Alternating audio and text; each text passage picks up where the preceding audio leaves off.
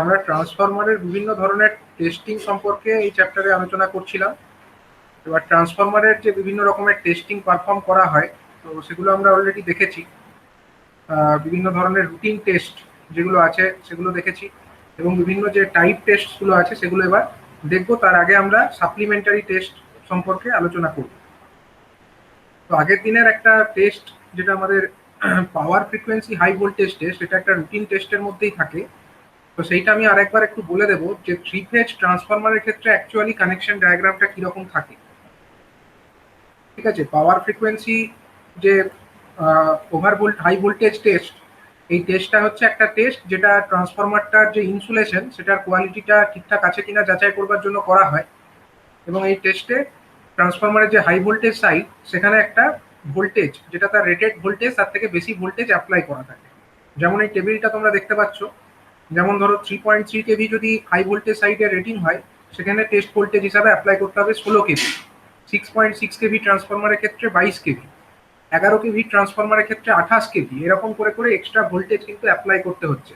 এবং এই ভোল্টেজটা অ্যাপ্লাইড হচ্ছে পাওয়ার ফ্রিকোয়েন্সিতে, অর্থাৎ যেটা আমাদের সাপ্লাই ফ্রিকোয়েন্সি যেটা হয় ট্রান্সফরমারের 50 হার্জ, সেই 50 হার্জেই এই এসি সিগন্যালটা অ্যাপ্লাই করতে হবে বা এসি ভোল্টেজটাকে অ্যাপ্লাই করতে হবে। এখন হাই ভোল্টেজ যে টেস্ট পাওয়ার ফ্রিকোয়েন্সিতে, সেটা করবার জন্য যদি সিঙ্গেল ফেজ ট্রান্সফরমার হয়, তার জন্য কানেকশন ডায়াগ্রাম এটা আমরা আগের দিন দেখেছি। ঠিক আছে, কানেকশন ডায়াগ্রাম অলরেডি আমরা এরকম দেখেছি যে একটা সিঙ্গেল ফেজ ট্রান্সফরমার, এখানে আমাদের এই যে অংশটা, এটা হচ্ছে একটা ট্রান্সফরমার যেটা এইচভি, একটা ট্রান্সফরমার, তার এইচভি সাইড হলো এই দিকটা, এই দিকটা হলো এলভি সাইড। এখন এই হাই ভোল্টেজ যে সাইড আছে, সেই সাইডে আমাদেরকে পাওয়ার ফ্রিকোয়েন্সি হাই ভোল্টেজ অ্যাপ্লাই করতে হবে। মানে আমাদের একটা single phase power supply source নিতে হবে, সেটাকে স্টেপ আপ করতে হবে, স্টেপ আপ করে আমরা হাই ভোল্টেজ সাইডে অ্যাপ্লাই করে দেবো। এরকমটা সিঙ্গেল ফেজ ট্রান্সফরমারের ক্ষেত্রে করা হয়। তো থ্রি ফেজ ট্রান্সফরমারের ক্ষেত্রে কানেকশন ডায়াগ্রাম যেটা হয় সেটা হচ্ছে অনেকটা এইরকম।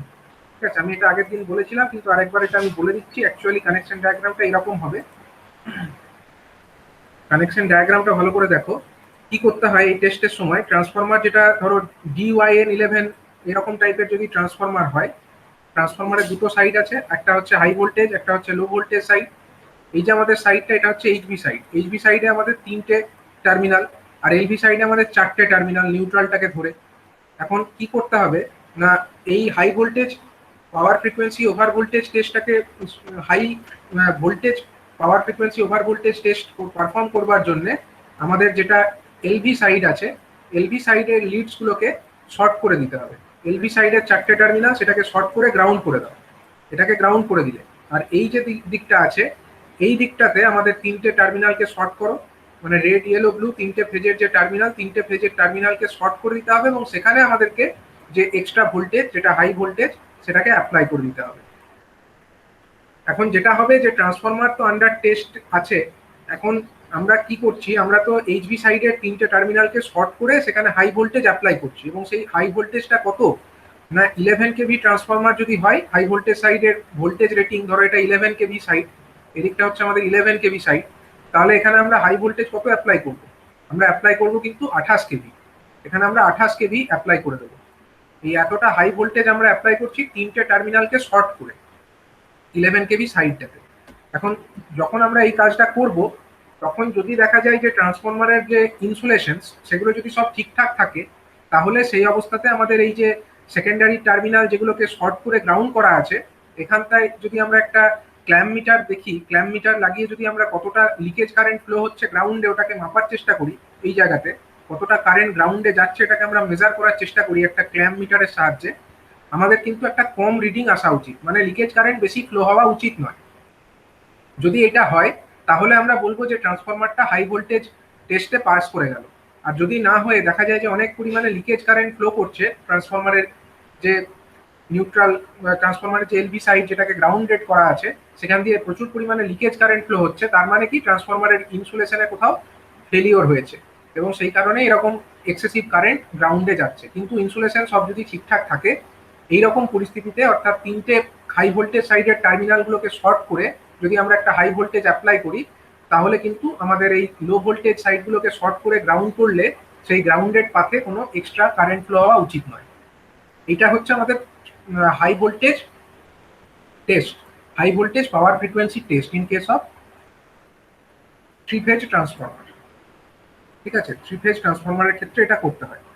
এখন যেটা হচ্ছে আমাদের এগুলো ছিল সবই টাইপ রুটিন টেস্টের মধ্যে। এবার রুটিন টেস্ট ছাড়াও আমাদের কিছু কিছু আছে সাপ্লিমেন্টারি টেস্ট। সাপ্লিমেন্টারি টেস্টের মধ্যে আমরা মেজার করব ট্রান্সফরমারের ভোল্টেজ রেগুলেশনসটা কিরকম থাকে সেইটা। ট্রান্সফরমারের মধ্যে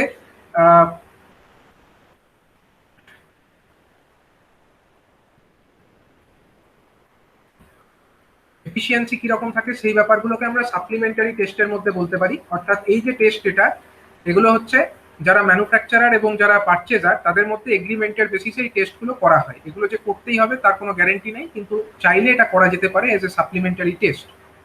তো সাপ্লিমেন্টারি টেস্টের মধ্যে আগের দিন আমি বলেছিলাম যে একটা হচ্ছে রেগুলেশন অর্থাৎ ট্রান্সফরমারের যে হাই ভোল্টেজ সাইড সেখানে আমরা ভোল্টেজ অ্যাপ্লাই করলাম এবং তার বিনিময়ে লো ভোল্টেজ সাইডে আমরা একটা ভোল্টেজ পেলাম।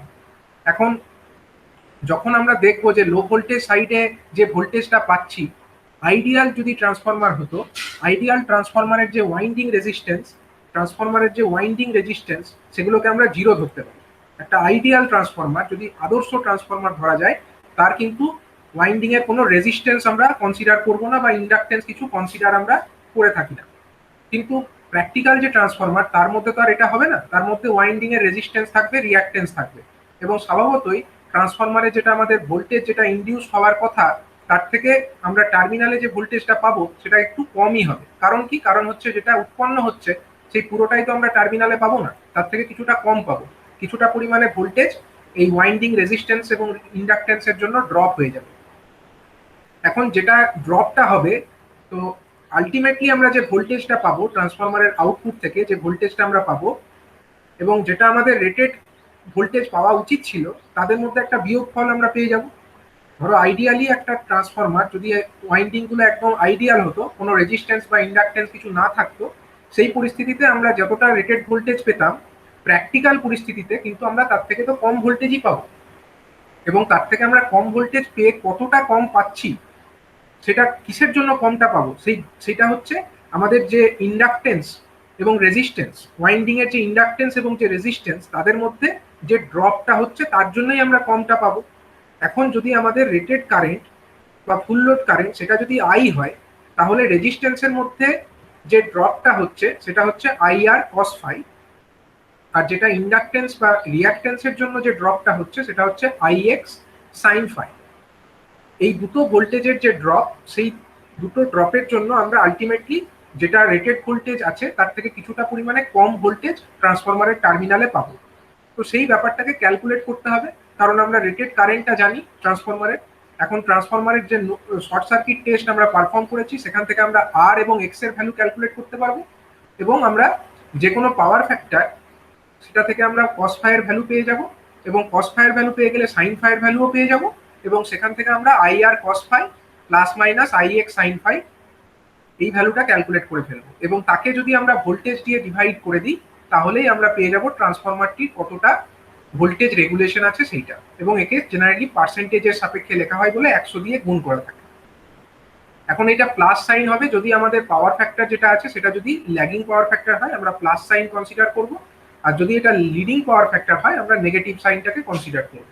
এইভাবে আমরা সাপ্লিমেন্টারি টেস্টের মাধ্যমে ট্রান্সফরমারের ভোল্টেজ রেগুলেশন ক্যালকুলেট করতে পারবো। এছাড়া আছে ট্রান্সফরমারের যে এফিসিয়েন্সিটা বার করতে হবে, এটাও একটা কাইন্ড অফ সাপ্লিমেন্টারি টেস্ট। এবার ট্রান্সফরমারের এফিসিয়েন্সি অর্থাৎ কি, ট্রান্সফরমারে আমরা কতটা আউটপুট পাচ্ছি সেইটা আমরা তো দেখতেই পাচ্ছি, এবং আমরা জানবো যে ট্রান্সফরমারের মধ্যে কতটা লস হচ্ছে সেটাও আমরা হিসাব করতে পারবো। এবার ট্রান্সফরমারের মধ্যে যে লসগুলো হয় তার মধ্যে কি কি লস থাকে? প্রথমত হচ্ছে কোর লস, যেটাকে আমরা নো লোড টেস্ট থেকে পেয়ে যাব। নেক্সট হচ্ছে আমাদের লোড লস, যেটাকে আমরা শর্ট সার্কিট টেস্ট থেকে পেয়ে যাব, এবং শর্ট সার্কিট টেস্টের মাধ্যমে আমরা যে লোড লসটা পাবো মানে কপার লসটা পাবো, সেই লসটাকে আমরা 75 ডিগ্রি সেলসিয়াসের সাপেক্ষে রিপ্রেজেন্ট করব। এবং তারপরে থাকবে আরেক ধরনের লস যেটাকে বলা হয় স্ট্রে লোড লস। এই স্ট্রে লোড লস ব্যাপারটা হচ্ছে যে ট্রান্সফরমারের মধ্যে যে ট্রান্সফরমারের যে কন্ডাক্টার্স গুলো আছে তাদের মধ্যেও এরকম কিছু কিছু এডি কারেন্ট লস থাকে।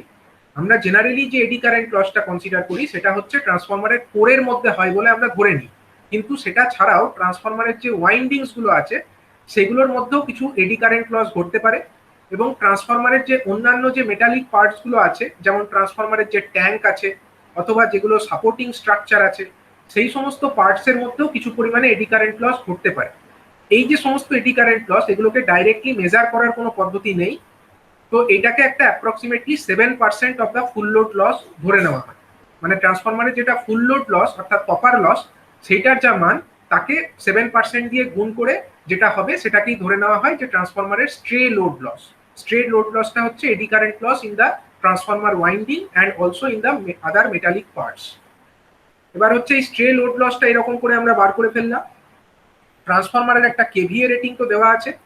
ট্রান্সফরমারের কেভিএ রেটিং দেওয়া থাকলে এবং অন্যান্য লসগুলো আমরা হিসাব করে ফেলেছি। ট্রান্সফরমারের গায়ে সবসময় একটা নেম প্লেটে কেভিএ, কত কেভিএ ট্রান্সফরমার বা কত ভিএ ট্রান্সফরমার সব লেখা থাকে, বা কত এমভিএ ট্রান্সফরমার লেখা থাকে। এবার ট্রান্সফরমারটাকে আমরা কত পাওয়ার ফ্যাক্টরে চালাচ্ছি সেটা আমরা জানি, তাহলে আমাদের কস ফাই জানা আছে। পাওয়ার ফ্যাক্টর যদি জানা থাকে তাহলে কস ফাই এর ভ্যালু জানি। এখন আমাদের যেটা আউটপুট হবে ট্রান্সফরমার থেকে, যেটা অ্যাক্টিভ পাওয়ার আউটপুট, ট্রান্সফরমার থেকে যেটা আউটপুট পাওয়ার আমরা পাবো সেটার মান কত? আউটপুট পাওয়ার ইজিক্যাল টু হয়ে যাবে আমাদের কেভিএ ইন্টু কস ফাই। যেটা ট্রান্সফরমারের কেভিএ রেটিং, তাকে যদি আমরা কস ফাই দিয়ে গুণ করে দিই তাহলে আমরা ট্রান্সফরমারের আউটপুট পাওয়ারটা পেয়ে যাব। ঠিক আছে, এটা হয়ে গেল আউটপুট পাওয়ার। এবার ইনপুট পাওয়ারটা কত? এফিসিয়েন্সি বার করতে গেলে তো আউটপুটও লাগবে ইনপুটও লাগবে, তাহলে ইনপুট পাওয়ারটা কত হবে? ইনপুট পাওয়ারটা হয়ে যাবে আমাদের আউটপুট প্লাস লসেস, মানে ট্রান্সফরমারের যেটা ইনপুট পাওয়ার সেটা হয়ে যাবে আউটপুট পাওয়ার প্লাস হচ্ছে বিভিন্ন ধরনের যে লস সেগুলো। এখন ট্রান্সফরমারের আউটপুট পাওয়ারের ভ্যালু তো আমরা জানি, কেভিএ ইন্টু কস ফাই। এটা হয়ে গেল ট্রান্সফরমারের আউটপুট পাওয়ার, কেভিএ ইন্টু কস ফাই, এটা আমরা জানছি। আর লসের মধ্যে কি কি থাকছে না, লসের মধ্যে থাকছে আমাদের নো লোড লস, এটা হচ্ছে নো লোড লস, যেটাকে আমরা ওপেন সার্কিট টেস্ট থেকে পেয়ে যাব। নেক্সট হচ্ছে আমাদের কপার লস, যেটাকে আমরা ফুল লোড টেস্ট বা শর্ট সার্কিট টেস্ট থেকে পেয়ে যাব। আর একটা হচ্ছে আমাদের স্ট্রে লোড লস, যেটাকে আমরা অ্যাপ্রক্সিমেটলি কপার লস যেটা হচ্ছে ফুল লোডে সেটার 7% বলে ধরে নেব। তাহলে এই সমস্ত লসগুলোকে অ্যাড করে দিলে আউটপুটের সঙ্গে আমরা পেয়ে যাচ্ছি টোটাল ইনপুট পাওয়ারটা। এখন এই output power divided by input power করলে আমরা পেয়ে যাব ট্রান্সফরমারের এফিসিয়েন্সি। তাহলে ট্রান্সফরমারের যে এফিসিয়েন্সি ইটা, সেটা সমান কত হয়ে যাবে? সেটা সমান হয়ে যাবে কেভিএ ইন্টু কস ফাই, যেটা ট্রান্সফরমারের আউটপুট পাওয়ার, ডিভাইডেড বাই ট্রান্সফরমারের input power, that means KVA into cos phi,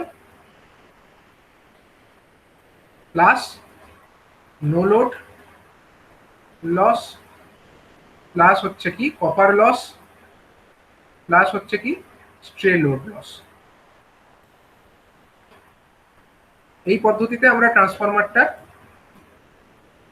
এফিসিয়েন্সিকে calculate করতে পারবো। ট্রান্সফরমারের যে এফিসিয়েন্সি সেটা ক্যালকুলেট করাটা হচ্ছে কাইন্ড অফ সাপ্লিমেন্টারি টেস্ট। এবং এই কপার লস যেটা হবে, কপার লসটা আমরা শর্ট সার্কিট টেস্ট থেকে তো পাচ্ছি। এই লসটাকে কিন্তু 75 ডিগ্রি সেলসিয়াস তাপমাত্রায় কত কপার লস হতো সেই সাপেক্ষে রিপ্রেজেন্ট করতে হবে। 75 ডিগ্রি সেলসিয়াস টেম্পারেচারে কপার লস কত হতো সেইটা আমাদেরকে নিতে হবে, তাছাড়া কিন্তু এই টেস্ট করা যাবে না। কারণ ট্রান্সফরমার যেটা ডিজাইন হয়েছে, সমস্ত ডিজাইনটা হচ্ছে ওই 75 ডিগ্রি সেলসিয়াস তাপমাত্রার সাপেক্ষেই ডিজাইন হয়েছে। তাই কপার লস যেটা আমরা অ্যাম্বিয়েন্ট টেম্পারেচার, সেই টেম্পারেচারের কপার লসটাকে ধরলে কিন্তু চলবে না। এরকম ভাবে আমরা ট্রান্সফরমারের কিছু কিছু সাপ্লিমেন্টারি টেস্ট দেখে নিলাম। এছাড়াও আরেকটা কাইন্ড অফ সাপ্লিমেন্টারি টেস্ট করা হয়ে থাকে, যে টেস্টটার নাম হচ্ছে ব্যাক টু ব্যাক টেস্ট, বা যে টেস্টটার আরেকটা নাম হচ্ছে সাম্পনারস টেস্ট অফ ট্রান্সফরমার। ঠিক আছে, সাম্পনার টেস্ট অথবা ব্যাক টু ব্যাক টেস্ট। এই টেস্টের মাধ্যমে কি করা হয় না, এই টেস্টের মাধ্যমেও ট্রান্সফরমারের এফিসিয়েন্সি ক্যালকুলেট করা হয়। এবং এই টেস্টটি হলো একটা রিজেনারেটিভ টেস্ট, এবং এই টেস্টের মাধ্যমে ট্রান্সফরমারের কোর লস, কপার লস এবং টেম্পারেচার রাইজ কত হচ্ছে সেইটা আমরা ক্যালকুলেট করতে পারছি। কিন্তু এটা করবার জন্য আমাদেরকে কিন্তু কোনো ফুল লোড অ্যাকচুয়ালি অ্যাপ্লাই করার দরকার হচ্ছে না। অ্যাকচুয়াল ফুল লোড কিন্তু আমাদের অ্যাপ্লাই করার প্রয়োজন হচ্ছে না। সেটা না করেই আমরা ট্রান্সফরমারটার এই সমস্ত যে প্যারামিটার অর্থাৎ কোর লস, কপার লস এবং টেম্পারেচার রাইজ, এগুলোকে ক্যালকুলেট করে ফেলতে পারছি। এই সাম্পনার ব্যাক টু ব্যাক টেস্ট, এই টেস্টে কি লাগে এই সাম্পনার ব্যাক টু ব্যাক টেস্টে আমাদের প্রয়োজন হয় দুটো আইডেন্টিক্যাল ট্রান্সফরমার। দুটো আইডেন্টিক্যাল ট্রান্সফরমার, অর্থাৎ এই ছবি থেকে আমরা দেখতে পাচ্ছি দুটো ট্রান্সফরমার এখানে আছে।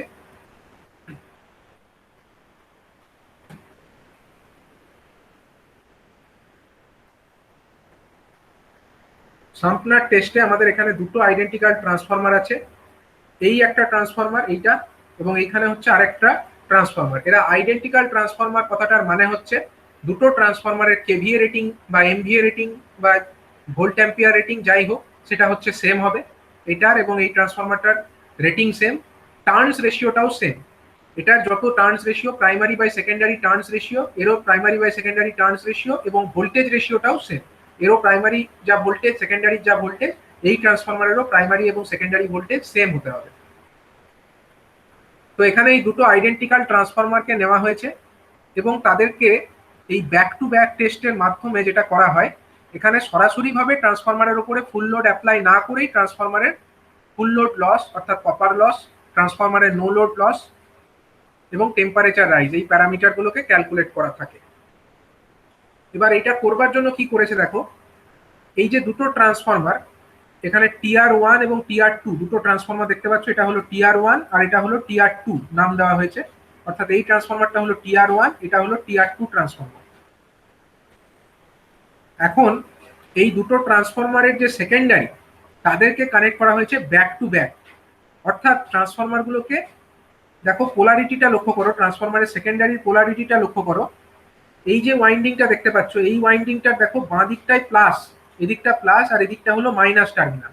অন্যদিকে এই যে ট্রান্সফরমারের যে সেকেন্ডারি ওয়াইন্ডিং অর্থাৎ TR2 এর যে সেকেন্ডারি ওয়াইন্ডিং, সেটাতে দেখো পোলারিটিটা কিরকম, এই দিকটা হচ্ছে প্লাস ডান দিকটা এবং বাঁ দিকটা হচ্ছে মাইনাস। মানে কোন একটা পার্টিকুলার ইনস্ট্যান্টের কথা এটা বলা হয়েছে, এটা তো এসি সাপ্লাই, মানে পোলারিটিটা চেঞ্জ হবে, কিন্তু চেঞ্জ হওয়ার সময় লক্ষ্য রাখতে হবে যে এই যে দুটো ট্রান্সফরমার TR1 এবং TR2 তাদের যে সেকেন্ডারি ওয়াইন্ডিংস গুলো আছে, সেই সেকেন্ডারি ওয়াইন্ডিংস এর যে পোলারিটি তারা যেন রিভার্স হয়, মানে এর নেগেটিভের সঙ্গে এর নেগেটিভ কানেক্টেড থাকে, অথবা যখন এইটাও পজিটিভ হবে এটাও পজিটিভ হয়। মানে আলটিমেটলি যেটা হচ্ছে দেখতেই পাচ্ছ এদের কিন্তু সেম পোলারিটিতে এরা কানেক্টেড নেই, ট্রান্সফরমারের সেকেন্ডারি গুলো কিন্তু সেম পোলারিটিতে কানেক্টেড নেই। আমরা যদি একটা ট্রান্সফরমারের সেকেন্ডারি এইরকম ধরি, আরেকটা ট্রান্সফরমারের সেকেন্ডারিকে যদি আমরা এরকম ধরি, দেখতেই পাচ্ছ এটা আমরা সেকেন্ডারি গুলোকে ড্র করলাম খালি, একটা ট্রান্সফরমারের সেকেন্ডারির সঙ্গে আরেকটা ট্রান্সফরমারের সেকেন্ডারি যুক্ত আছে, কিন্তু তাদের পোলারিটি গুলো কিরকম, যখন একটার এদিকটা প্লাস এদিকটা মাইনাস, অন্যটার কিন্তু এই দিকটা প্লাস এই দিকটা মাইনাস, ঠিক আছে, অর্থাৎ রিভার্স পোলারিটিতে তারা যুক্ত আছে। এখন একটা কথা আমরা এই টেস্টের মাধ্যমে দুটো জিনিসই করে থাকি, নো লোড টেস্টও করি এবং শর্ট সার্কিট টেস্ট বা ফুল লোড টেস্টও করে থাকি। তো প্রথমত দেখো এখানে একটা এসি সাপ্লাই নেওয়া হয়েছে, যেটা আমাদের এসি সাপ্লাই আর রেটেড ভোল্টেজ যেটা আছে তার সঙ্গে আমরা কানেক্ট করেছি। কাকে কানেক্ট করেছি না, দুটো ট্রান্সফরমারের প্রাইমারি ওয়াইন্ডিংসকেই আমরা এখানে কানেক্ট করে দিয়েছি, দুটো ট্রান্সফরমারের প্রাইমারি ওয়াইন্ডিংসকেই আমরা কানেক্ট করে দিয়েছি। কিভাবে কানেক্ট করেছি আমি এখানে একবার ডায়াগ্রামটা বোঝানোর চেষ্টা করি। এটা একটা ওয়াইন্ড, এটা একটা, আর এটা একটা সাপ্লাই। এখন দেখো দুটোর আমাদের ট্রান্সফরমার আছে, দুটো ট্রান্সফরমারের প্রাইমারি, এটা একটা ট্রান্সফরমারের প্রাইমারি এরকম ভাবে কানেক্টেড হয়ে আছে, আরেকটা ট্রান্সফরমারের প্রাইমারিকেও আমরা এরকম ভাবে কানেক্টেড করে রেখেছি। এই যে দুটো দেখতে পাচ্ছ এরা হচ্ছে, এগুলো হচ্ছে কি প্রাইমারি ওয়াইন্ডিং, এগুলো হচ্ছে প্রাইমারি ওয়াইন্ডিং। এবার হচ্ছে প্রাইমারি ওয়াইন্ডিংটা একটা সাপ্লাইয়ের সঙ্গে যুক্ত আছে, এটা একটা এসি সাপ্লাই। এখন এই কতটা কারেন্ট এখানে টানছে সেটা মাপবার জন্য এখানে একটা আমাদের কি দরকার, অ্যামমিটার দরকার।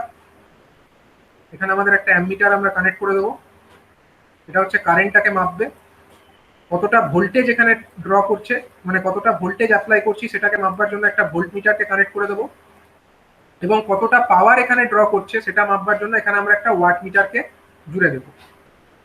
এরকম ভাবে প্রাইমারি ওয়াইন্ডিং এর কানেকশনটা করা আছে। এটা হলো একটা ওয়াট মিটার। এটা হয়ে গেল আমাদের প্রাইমারির দিকটা।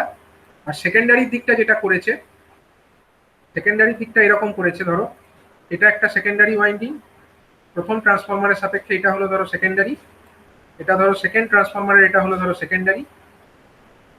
এই সেকেন্ডারি গুলোকে এরকম ভাবে কানেক্টেড করে রেখেছে এবং তারপরে এদেরকে কানেক্ট করেছে একটা অক্সিলারি একটা পাওয়ার সাপ্লাইয়ের সঙ্গে কানেক্ট করে রেখেছে।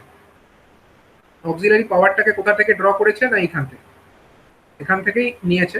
এখানে একটা অক্সিলারি আরেকটা ট্রান্সফরমার আছে, এখানে আরেকটা অক্সিলারি ট্রান্সফরমার নিয়েছে। মানে এই সাপ্লাই যেটা আছে সেখান থেকেই নিয়ে আর একটা অক্সিলারি ট্রান্সফরমার, এটা একটা অক্সিলারি ট্রান্সফরমারের প্রাইমারি সাইড, আর এদিকটা হলো আমাদের অক্সিলারি ট্রান্সফরমারের সেকেন্ডারি সাইড।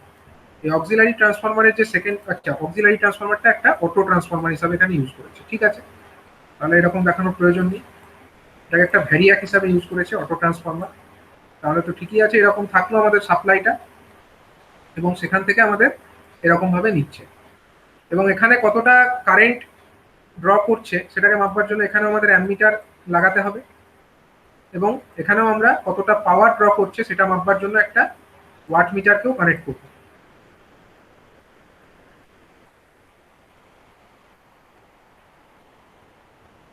ঠিক আছে, তাহলে এইটা হয়ে গেল আমাদের সেকেন্ড আর একটা ওয়াট মিটার, এই একটা ওয়াট মিটার। আর যেটা করেছে, এখানে একটা সুইচের সিস্টেম রেখেছে, এই একটা সুইচের সিস্টেম এখানে রেখেছে, ঠিক আছে। এবার এই যে পোলারিটিটা লক্ষ্য করতে হবে, এই ট্রান্সফরমারের পোলারিটিটা হবে এরকম, মানে এর যখন এদিকটা পজিটিভ, এদিকটা যদি নেগেটিভ হয়, এই ট্রান্সফরমারের এদিকটা নেগেটিভ হবে, এদিকটা পজিটিভ হবে, এরকম ভাবে কানেকশনটা করেছে। তাহলে বুঝতে পারলে, এইটা হলো একটা ট্রান্সফরমার, এটা হলো একটা ট্রান্সফরমার, এটা হলো আরেকটা ট্রান্সফরমার, তাদের সেকেন্ডারি গুলোকে রিভার্স পোলারিটিতে কানেক্ট করে রেখেছে। সাম্পলার টেস্ট বা ব্যাক টু ব্যাক টেস্টের এটাই হলো প্রসেস। আমাদের ডায়াগ্রামে আমরা চলে আসি। আচ্ছা, এখানে আমাদের যখন আমরা এই ওপেন রাখছি, মানে এই সুইচটাকে যখন আমরা ওপেন করে রাখছি, সুইচটা আমাদের ওপেন আছে, তাহলে সেই পরিস্থিতিতে আমাদের সেকেন্ডারিটা কি হয়ে আছে? সেকেন্ডারিতে আমাদের কোনো কারেন্ট ফ্লো করছে না, সেকেন্ডারিটা হচ্ছে আমাদের ওপেন সার্কিটে। যদি আমরা এই সুইচটাকে ওপেন করে রাখি, সেকেন্ডারিতে কি কোনো কারেন্ট ফ্লো করবে? সেকেন্ডারিতে কোনো কারেন্টই ফ্লো করতে পারবে না। তাহলে সেই অবস্থায় আমরা যদি সাপ্লাইটিকে অন করে দিই, মানে এখানে আমাদের যে সাপ্লাই আছে সেই সাপ্লাইটাকে যদি আমরা অন করে দিই, তাহলে কি হবে? সাপ্লাইটাকে অন করলে এখান থেকে এই যে ট্রান্সফরমার, কারেন্ট কি ড্র করবে? এই ট্রান্সফরমারের এদিক দিয়ে কি কোনো কারেন্ট ফ্লো হবে?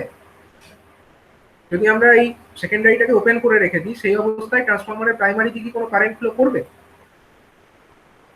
বলো, এখান থেকে কি কোনো কারেন্ট আসবে? অবশ্যই আসবে। সেটা হচ্ছে ট্রান্সফরমারের যে নো লোড লস, সেই নো লোড লসটাকে মিট আপ করবার জন্য একটা কারেন্ট কিন্তু ড্র করবে। এবার এই দুটো ট্রান্সফরমার কি ধরনের ট্রান্সফরমার? দুটো ট্রান্সফরমার হচ্ছে আইডেন্টিক্যাল ট্রান্সফরমার, মানে একই রকমের দুটো ট্রান্সফরমার, মানে তাদের যা হবে সব সেম, প্রত্যেকটারই নো লোড কারেন্ট সেম হবে, প্রত্যেকেই সমপরিমাণ পাওয়ার কনজিউম করবে নো লোড কন্ডিশনে, ঠিক আছে। তাহলে দেখো, যখন আমরা এরকমটা করছি, সেকেন্ডারিটাকে ওপেন করে রেখেছি, তাহলে সেই অবস্থায় আমাদের এইখানে দুটো ট্রান্সফরমার আছে। এটা ধরলাম আমি ক্লিয়ার 1 1 নম্বর ট্রান্সফরমার, আর এটা আমি ধরলাম ট্রান্সফরমার 2 অর্থাৎ 2 নম্বর ট্রান্সফরমার। তাহলে এখান থেকে সাপ্লাই থেকে একটা নো লোড কারেন্ট ড্র করবে, একটা নো লোড কারেন্ট আমার এদিক থেকে আসবে, দিয়ে এদিক দিয়ে ফ্লো করে আমাদের আবার রিটার্ন করে যাবে, এদিকে রিটার্ন করে যাবে। এটা হলো প্রথম ট্রান্সফরমারটার জন্য। আর সেকেন্ডটার জন্য সিমিলার, কিছুটা কারেন্ট আমার এদিকেও তো আসবে, এখান থেকে এসে এদিক দিয়ে আসবে, এদিক থেকে আসবে, এদিক দিয়ে এসে এদিক থেকে যাবে, এবং তারপরে আবার এইটা দিয়ে রিটার্ন করে যাবে, ঠিক আছে। তার মানে আমরা বলতে পারি, এই যে দুটো ট্রান্সফরমার, দুটোই কিছুটা পরিমাণে নো লোড কারেন্ট ড্র করছে। আমি ধরলাম এই প্রথম ট্রান্সফরমারের নো লোড কারেন্ট হলো I0, এবং সেকেন্ড ট্রান্সফরমারের নো লোড কারেন্ট হলো I0। তাহলে এই ট্রান্সফরমার দুটো আমার তো যেরকম ভাবে কানেক্টেড হয়ে আছে সাপ্লাইয়ের সঙ্গে, সেই পরিস্থিতিতে সাপ্লাই থেকে যে কারেন্টটা ড্র করবে সেটা হয়ে যাবে 2 ইন্টু I0, ঠিক আছে, 2 টাইমস অফ I0। সেটাই হবে আমাদের টোটাল নো লোড কারেন্ট, কারণ আমাদের দুটো ট্রান্সফরমারের নো লোড কারেন্টটাই এই লাইন দিয়ে আসছে, দিয়ে দুভাগে সমানভাবে বিভক্ত হয়ে যাচ্ছে। একটা I0 এই ট্রান্সফরমারের প্রাইমারি দিয়ে ফ্লো করে গেল, আর একটা I0 এই ট্রান্সফরমারের প্রাইমারি দিয়ে ফ্লো করে গেল। এবং এই সময়ে ট্রান্সফরমার যে আছে প্রাইমারিতে নো লোড লস ঘটবে, এবং এই যে ওয়াট মিটার, এই ওয়াট মিটারের রিডিংটা ধরো W0 সেই পরিস্থিতিতে। তাহলে এই ওয়াট মিটারের যে রিডিংটা হলো, সেই ওয়াট মিটার রিডিংটা অ্যাকচুয়ালি কি, মানে প্রথম ট্রান্সফরমারের যে নো লোড লস এবং সেকেন্ড ট্রান্সফরমারের যে নো লোড লস, দুটোর সমষ্টি, আমরা এটাকে W0 বলতে পারি। এই ওয়াট মিটারের যে রিডিংটা পাবো সেটাকে আমরা W0 বলতে পারি। তাহলে আমাকে বলো, এক একটা ট্রান্সফরমারের নো লোড লস কত হবে? এই যে এই যে W0 এটা হচ্ছে কি প্রথম ট্রান্সফরমারের no load loss plus second ট্রান্সফরমারের নো লোড লস, দুটো সমষ্টি। তার মানে আমাদের এক একটা ট্রান্সফরমারের নো লোড লস হয়ে যাবে আমাদের W0 divided by 2। W0 divided by 2 এইটা হয়ে যাবে আমাদের প্রত্যেকটা ট্রান্সফরমারের ইন্ডিভিজুয়াল নো লোড লস। এতক্ষণ পর্যন্ত কিন্তু আমরা আমাদের এই সুইচটাকে ওপেন করে রেখেছিলাম, আমাদের সেকেন্ডারিতে কোনো কারেন্ট কিন্তু সেই অবস্থায় ফ্লো করছিল না। এখন যেটা আমরা করব, এটা আমরা নো লোড টেস্ট করলাম, আমরা প্রত্যেকটা ট্রান্সফরমারের নো লোড লসটা পেয়ে গেলাম, সেটা কত হলো W0/2 হয়ে গেল। এবার আমরা যে টেস্টটা করব সেটা হচ্ছে শর্ট সার্কিট টেস্ট। এই শর্ট সার্কিট টেস্ট করবার সময় কি হবে, শর্ট সার্কিট টেস্ট করবার সময় যেটা করতে হবে আমাকে,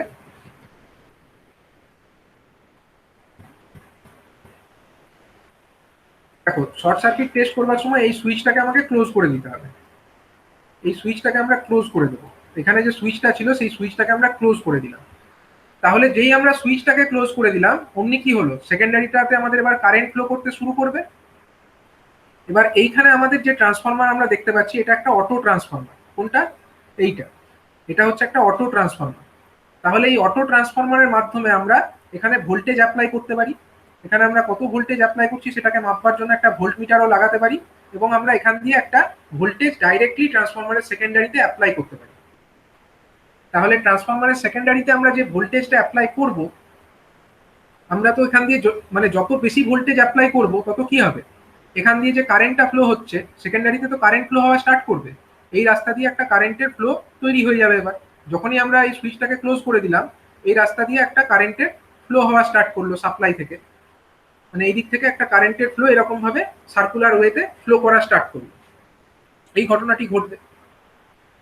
এখন আমরা এই যে কারেন্ট যেটা ফ্লো করছে এটার মানটা বাড়াতে পারি কি করে, আমরা যত এখানে ভোল্টেজটাকে বাড়িয়ে যাব, এই আমরা অটো ট্রান্সফরমার যেটা আছে তার মাধ্যমে যত ভোল্টেজ বাড়িয়ে যাব তত কারেন্ট এখানে বেশি বাড়বে, এবং আমরা আস্তে আস্তে এই ট্যাপটাকে বাড়াতে বাড়াতে এমনভাবে অ্যাডজাস্ট করব যাতে প্রত্যেকটা ট্রান্সফরমারের মধ্যে দিয়ে রেটেড কারেন্ট ফ্লো করে। আমরা তো বাড়াতে পারি, ট্রান্সফরমারের রেটেড কারেন্টের ভ্যালু আমাদের জানা আছে, তাহলে ট্রান্সফরমারের মধ্যে রেটেড কারেন্ট কত আমরা যদি জানি, আমরা এই ভোল্টেজটাকে বাড়িয়ে সেই মতো করে অ্যাডজাস্ট করব যাতে এইখান দিয়ে রেটেড কারেন্ট ফ্লো করে। রেটেড কারেন্ট যেই ফ্লো করবে সেই অবস্থাতে, রেটেড কারেন্ট ফ্লো হওয়া অবস্থাতে আমরা এখানে কত ভোল্টেজ পাবো বলো তো, এখানে আমাদের যে ভোল্টেজটা হবে সেটার মানটা কত হবে, এই দুটোর অ্যাক্রসে ভোল্টেজটা কত হবে বলতে পারো?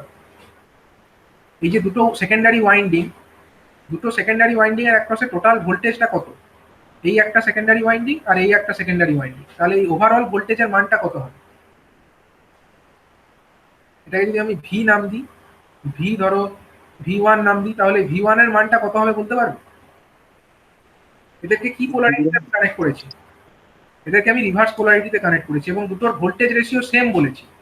তাহলে দুটোর যদি ভোল্টেজ রেশিও সেম হয় তাহলে সমান পরিমাণ কারেন্ট ফ্লো করলে সমান ভোল্টেজই উৎপন্ন হবে দুটোর মধ্যে দিয়ে।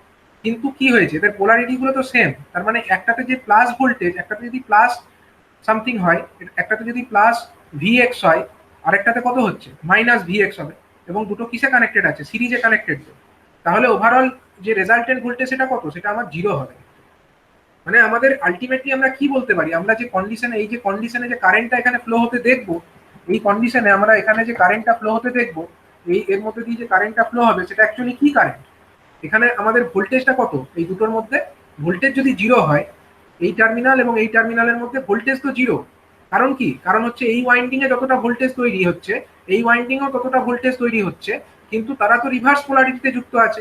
রিভার্স পোলারিটিতে যুক্ত থাকলে এইখানে যতটা প্লাস ভোল্টেজ এখানে ঠিক ততটাই মাইনাস ভোল্টেজ, দুটো যোগফল হয়ে আলটিমেটলি এই যে দুটো টার্মিনাল, এই টার্মিনাল এবং এই টার্মিনালের মধ্যে রেজাল্টেন্ট জিরো ভোল্টেজই পড়ছে। তার মানে আমরা বলতে পারি যে আমাদের সেকেন্ডারি যে ওয়াইন্ডিংটা সেটা কি হয়ে আছে, জিরো ভোল্টেজ পড়া কোন কন্ডিশনে পড়ে, জিরো ভোল্টেজ কোন শর্ট সার্কিট কন্ডিশনে জিরো ভোল্টেজ পড়ে। সুতরাং আমরা এই কন্ডিশনটাকে বলতে পারি it is similar to short circuit condition. কিন্তু আমরা অ্যাকচুয়ালি কিছু শর্ট করিনি, কিন্তু আমরা এমন ভাবে ট্রান্সফরমার দুটোকে কানেক্ট করেছি যে অ্যাকচুয়ালি একটা শর্ট সার্কিটের মতো কন্ডিশন অ্যারাইজ করেছে। মানে শর্ট সার্কিটে যে ঘটনাটি ঘটে যে আমরা লোডের অ্যাক্রসে ভোল্টেজ জিরো পাই শর্ট সার্কিট কন্ডিশনে, এখানেও ঠিক সিমিলার ঘটনাটি ঘটলো, কিন্তু আমরা ডাইরেক্টলি কিন্তু শর্ট সার্কিট কোনো করলাম না, দুটো ট্রান্সফরমারের ওয়াইন্ডিং এর কে এমন ভাবে আমরা অ্যাডজাস্ট করে দিলাম যে এখানে শর্ট সার্কিট তৈরি হয়ে গেল, শর্ট সার্কিটের মতো সিচুয়েশনটা তৈরি হলো। তাহলে এই কন্ডিশনে এখানে যে কারেন্টটা ফ্লো করবে সেই কারেন্টটা হয়ে যাবে আমাদের আইএসসি, এখান থেকে যে কারেন্টটা ফ্লো করবে সেটা হবে আমাদের ISC current, short circuit current, এবং সেটা আমরা এই অ্যামমিটার থেকে দেখতেই পাবো। ঠিক আছে, এবং আমরা এই আইএসসিটাকে কতটা অ্যাডজাস্ট করবো না, ট্রান্সফরমারের যেটা ফুল লোড কারেন্ট সেই পরিমাণে আমরা এটাকে অ্যাডজাস্ট করবো। আর সেই অবস্থাতে আমরা এই ভোল্ট মিটারের রিডিংটাও দেখে নেব, আমাদের এই ওয়াট মিটারের রিডিংটাও আমরা দেখে নেব। ওয়াট মিটারের রিডিংটা সাপোজ সেই অবস্থাতে আমাদের ডাব্লিউএসসি, কারণ শর্ট সার্কিট কন্ডিশন। এখন আমাদের এই যে ডাব্লিউএসসিটা ক্যালকুলেটেড হলো, এই ডাব্লিউএসসিটা অ্যাকচুয়ালি হচ্ছে শর্ট সার্কিট কন্ডিশনে যেটা লসটা হচ্ছে, ট্রান্সফরমারটা যে পাওয়ারটা ড্র করছে আন্ডার শর্ট সার্কিট কন্ডিশন সেইটা। তো এটাকে আমরা কি লস বলি? এটাকে আমরা বলি কপার লস। এবং এখানে যেহেতু দুটো ট্রান্সফরমার আছে, তাহলে আমাদের এই যে ডাব্লিউএসসিটা বেরোলো এটা actually copper loss for the two transformers, দুটো ট্রান্সফরমারের মিলিত কপার লস। কিন্তু এক একটা ট্রান্সফরমারের যদি আমাকে ইন্ডিভিজুয়ালি বার করতে হয় তাহলে ডাব্লিউএসসি ডিভাইডেড বাই 2 করতে হবে, তাহলে আমরা এক একটা ট্রান্সফরমারের ইন্ডিভিজুয়াল আমরা কপার লসের পরিমাণটা জানতে পারি। ঠিক আছে, তো এই যে টেস্টটা, এই টেস্টেরই নাম হচ্ছে সাম্পলার ব্যাক টু ব্যাক টেস্ট। এখানে এটাই বলা হচ্ছে, দেখো যে যখন আমরা, আমি এখানে একটু সিচুয়েশনটা বলেই দিয়েছি, জাস্ট এখানে আরেকবার বলে দিই যে যখন আমরা ব্যাক টু ব্যাক টেস্ট করছি for iron losses, iron loss যখন আমরা বার করতে চাইছি, অর্থাৎ কিনা আমাদের এই সিচুয়েশন মানে তখন আমাদের এই সুইচটা ওপেন আছে, সেই অবস্থায় আমাদের যে ওয়াট মিটার আছে সেই ওয়াট মিটারের রিডিং হচ্ছে সাপোজ ডাব্লিউ1। সেই ডাব্লিউ1টা কি অ্যাকচুয়ালি দুটো ট্রান্সফরমারের মিলিত নো লোড লস। তার মানে আমাদের এক একটা ট্রান্সফরমারের নো লোড লস হয়ে যাবে ডাব্লিউ1 ডিভাইডেড বাই 2। আরেকটা যেটা হচ্ছে আমাদের back to back test for the copper loss, copper loss বার করবার জন্য আমরা যে ব্যাক টু ব্যাক টেস্ট করছি তখন আমরা এই সুইচটিকে ক্লোজ করে দিচ্ছি, এবং সুইচটিকে ক্লোজ করা অবস্থায় আমরা যে ওয়াট মিটার আছে আমাদের এই সেকেন্ডারিতে, যেটাকে আমরা কোথা থেকে দিচ্ছি না, একটা রেগুলেটিং ট্রান্সফরমারের মাধ্যমে পাওয়ারটা দিচ্ছি। তো এই ওয়াট মিটারের রিডিং হচ্ছে ডাব্লিউ2। তাহলে এই ডাব্লিউ2 যেটা হচ্ছে তাকে আমরা আবার ডাব্লিউ2/2 করছি, মানে 2 দিয়ে ভাগ করছি, যাতে করে আমরা এক একটা ইন্ডিভিজুয়াল ট্রান্সফরমারের যে কপার লস সেটা পেয়ে যাই। তাহলে যেহেতু আমরা কপার লসটা পেয়ে গেলাম, আয়রন লসটাও পেয়ে গেলাম, আমরা ইজিলি ট্রান্সফরমারের এফিসিয়েন্সিটা ক্যালকুলেট করতে পারবো। মানে ট্রান্সফরমারের আউটপুট কত হয় আমরা তো জানি, ট্রান্সফরমারের নেম প্লেট থেকে আমরা এই ডেটাটা পেয়ে যাব। আউটপুট কত হয় ফুল লোড কন্ডিশনে, যে কোনো একটা পাওয়ার ফ্যাক্টরে আমরা বার করতে পারি, এবং তাকে আমরা ডিভাইড করব output at full load plus হচ্ছে আমাদের এক একটা ট্রান্সফরমারের যেটা copper loss, sorry iron loss হয়েছে ডাব্লিউ1/2 প্লাস ডাব্লিউ2/2 যেটা হচ্ছে কপার লস, এবং এইটাকে আমরা 100% দিয়ে মাল্টিপ্লাই করলে এফিসিয়েন্সি ভ্যালুটা পেয়ে যাব। তো এইভাবে আমরা দুটো ট্রান্সফরমার, আইডেন্টিক্যাল ট্রান্সফরমার ইউজ করে ট্রান্সফরমারের এফিসিয়েন্সি ক্যালকুলেট করতে পারছি এবং ট্রান্সফরমারের লসগুলোকে ক্যালকুলেট করতে পারছি। এই টেস্টেরই নাম হচ্ছে সাম্পলার ব্যাক টু ব্যাক টেস্ট। ঠিক আছে, এবারে আমরা চলে আসবো যে ট্রান্সফরমারের যে টাইপ টেস্টগুলো আছে, টাইপ টেস্টের মধ্যে আমরা দেখে নেব ট্রান্সফরমারের টেম্পারেচার রাইজ টেস্ট। ঠিক আছে, ট্রান্সফরমারের যে টেম্পারেচার রাইজ টেস্টটা আছে সেইটা কি পদ্ধতিতে আমরা করতে পারি। তো টেম্পারেচার রাইজ বলতে কি বোঝায় না, ট্রান্সফরমারকে যখন আমরা ফুল লোড কন্ডিশনে রান করাবো, সেই ফুল লোড কন্ডিশনে রান করা অবস্থায় ট্রান্সফরমারের যে ওয়াইন্ডিংস সেগুলো তো হিটেড হবে, সেই হিটেড ওয়াইন্ডিংস গুলোর টেম্পারেচার কতটা পরিমাণে বৃদ্ধি পাচ্ছে সেইটাকে আমরা ক্যালকুলেট করব টেম্পারেচার রাইজ টেস্টের মাধ্যমে। এটা হচ্ছে সমস্ত ট্রান্সফরমারের উপরে করা হয় না, এটা ট্রান্সফরমার যতগুলো লটে তৈরি হয় তার মধ্যে থেকে স্যাম্পেল কালেক্ট করে সেই স্যাম্পেলের উপরে করা হয়ে থাকে, তার জন্য এটা একটা টাইপ টেস্ট। এখন এই টেম্পারেচার রাইজ টেস্ট আমরা দেখে নেব যে ট্রান্সফরমারের যে ওয়াইন্ডিংস গুলো আছে সেগুলোর যে টেম্পারেচার রাইজটা হচ্ছে সেটা পারমিসিবল বা ডিজাইন ভ্যালুর মধ্যে থাকছে নাকি। ট্রান্সফরমারের যে ওয়াইন্ডিংস সেগুলো তো একটা ইনসুলেশন দ্বারা কভার করা থাকে, ট্রান্সফরমারের ওয়াইন্ডিং তো আর বেয়ার কন্ডাক্টর নয়, তার উপরে ইনসুলেশন জড়ানো থাকে, পেপার ইনসুলেশন হোক বা অন্য কোনো ইনসুলেশন, কোনো কাপড় জড়ানো ইনসুলেশনই থাকুক না কেন, ট্রান্সফরমারের যে মানে কন্ডাক্টরগুলো থাকে তার উপরে কিন্তু ইনসুলেশনের কভার জড়ানো থাকে। এখন এই ট্রান্সফরমারের যে ইনসুলেশন কভার সেগুলো তো একটা পার্টিকুলার ভোল্টেজের রেটিং এর জন্য ডিজাইন, এবং সেটা একটা পার্টিকুলার টেম্পারেচার রাইজ পর্যন্তই উইথস্ট্যান্ড করতে পারে, তার থেকে বেশি হলে ইনসুলেশন ড্যামেজ হতে পারে। সুতরাং ট্রান্সফরমারের যে ওয়াইন্ডিংস গুলো আছে তাদের তাপমাত্রা কতটা পর্যন্ত বাড়তে অ্যালাউ করা যাবে তার একটা লিমিট থাকা উচিত। তো সেই জন্যই ট্রান্সফরমারের যে ওয়াইন্ডিংস সেটা কতটা গরম হচ্ছে, যখন আমরা ট্রান্সফরমারকে ফুল লোডে চালাচ্ছি তখন ট্রান্সফরমারের ওয়াইন্ডিং গুলো কতটা গরম হচ্ছে সেটাকে মাপতে হবে।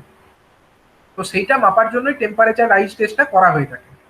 এখন এই টেম্পারেচার রাইজ টেস্টের জন্য বিভিন্ন মেথডস আছে, সেই মেথডস গুলো হচ্ছে by equivalent short circuit test, এটা একটা মেথড।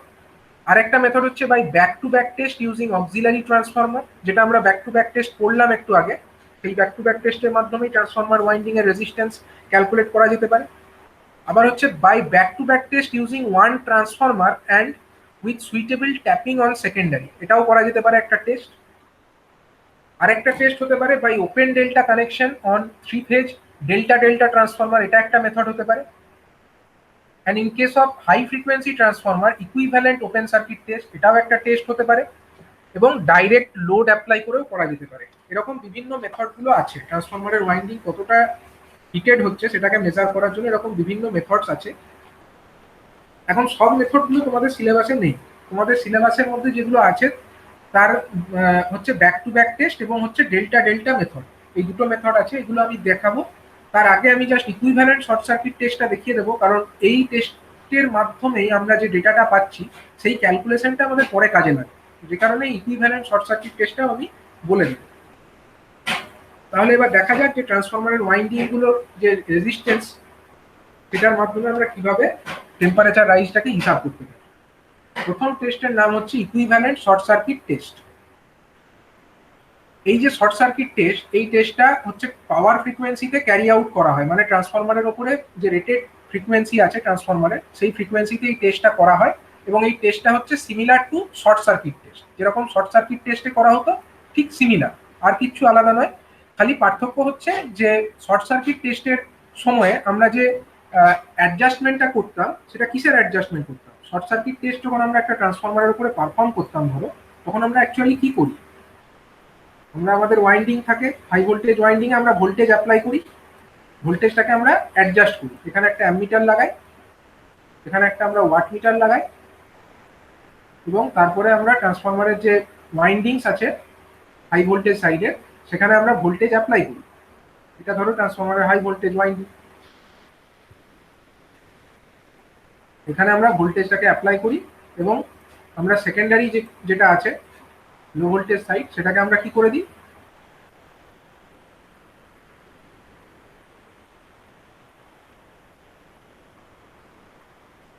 এটাকে আমরা শর্ট করে দিই। এবং এই অবস্থাতে আমরা দেখি যে ট্রান্সফরমারের no load test, short circuit test যখন আমরা পারফর্ম করতে চাই, আমরা কোনটাকে অ্যাডজাস্ট করি? আমরা এই ওয়াট মিটারটাকে কি অ্যাডজাস্ট করি? আমরা ওয়াট মিটারকে অ্যাডজাস্ট করি না, আমরা অ্যাডজাস্ট করি হচ্ছে এই কারেন্টটাকে, অ্যামমিটারের কারেন্টটাকে আমরা অ্যাডজাস্ট করি। আমরা আস্তে আস্তে এখানে ট্যাপটাকে বাড়িয়ে যাই, এবং এখানে কারেন্টের মানটা বাড়তে থাকে। কারেন্টের মান বাড়তে বাড়তে যখনই আইএসসি হয়ে যায়, শর্ট সার্কিট কারেন্টের মানের সঙ্গে এই অ্যামমিটার রিডিংটা আমাদের সেম হয়ে যায়, মানে ট্রান্সফরমারের যেটা ফুল লোড কারেন্ট, সেই ফুল লোড কারেন্টের মানের সঙ্গে যখনই আমাদের এই কারেন্টটা সেম হয়ে যায়, তখনই আমরা বলে দিই যে আর বাড়াবো না, এই ট্যাপ পজিশনেই আমরা রিডিং গুলোকে ক্যালকুলেট করে নেবো। আমরা ভোল্টেজ রিডিংটা নিয়ে নেবো এবং আমাদের ওয়াট মিটার রিডিংটাও আমরা নিয়ে নেবো, এটাই করি। এটা হচ্ছে আমাদের যখন শর্ট সার্কিট টেস্টের মাধ্যমে আমরা কপার লস বার করতে চাই, তখন আমরা এটা করে থাকি। কিন্তু যখন আমরা টেম্পারেচার রাইজ টেস্টটা করব, তখন কিন্তু এই সিমিলার অ্যারেঞ্জমেন্টটা থাকবে, কিন্তু শুধুমাত্র আমরা একটা জিনিসকে দেখবো, তখন আমরা শর্ট সার্কিট কারেন্টটাকে শুধু দেখবো না, আমরা দেখবো হচ্ছে ওয়াট মিটারের রিডিংটাকে।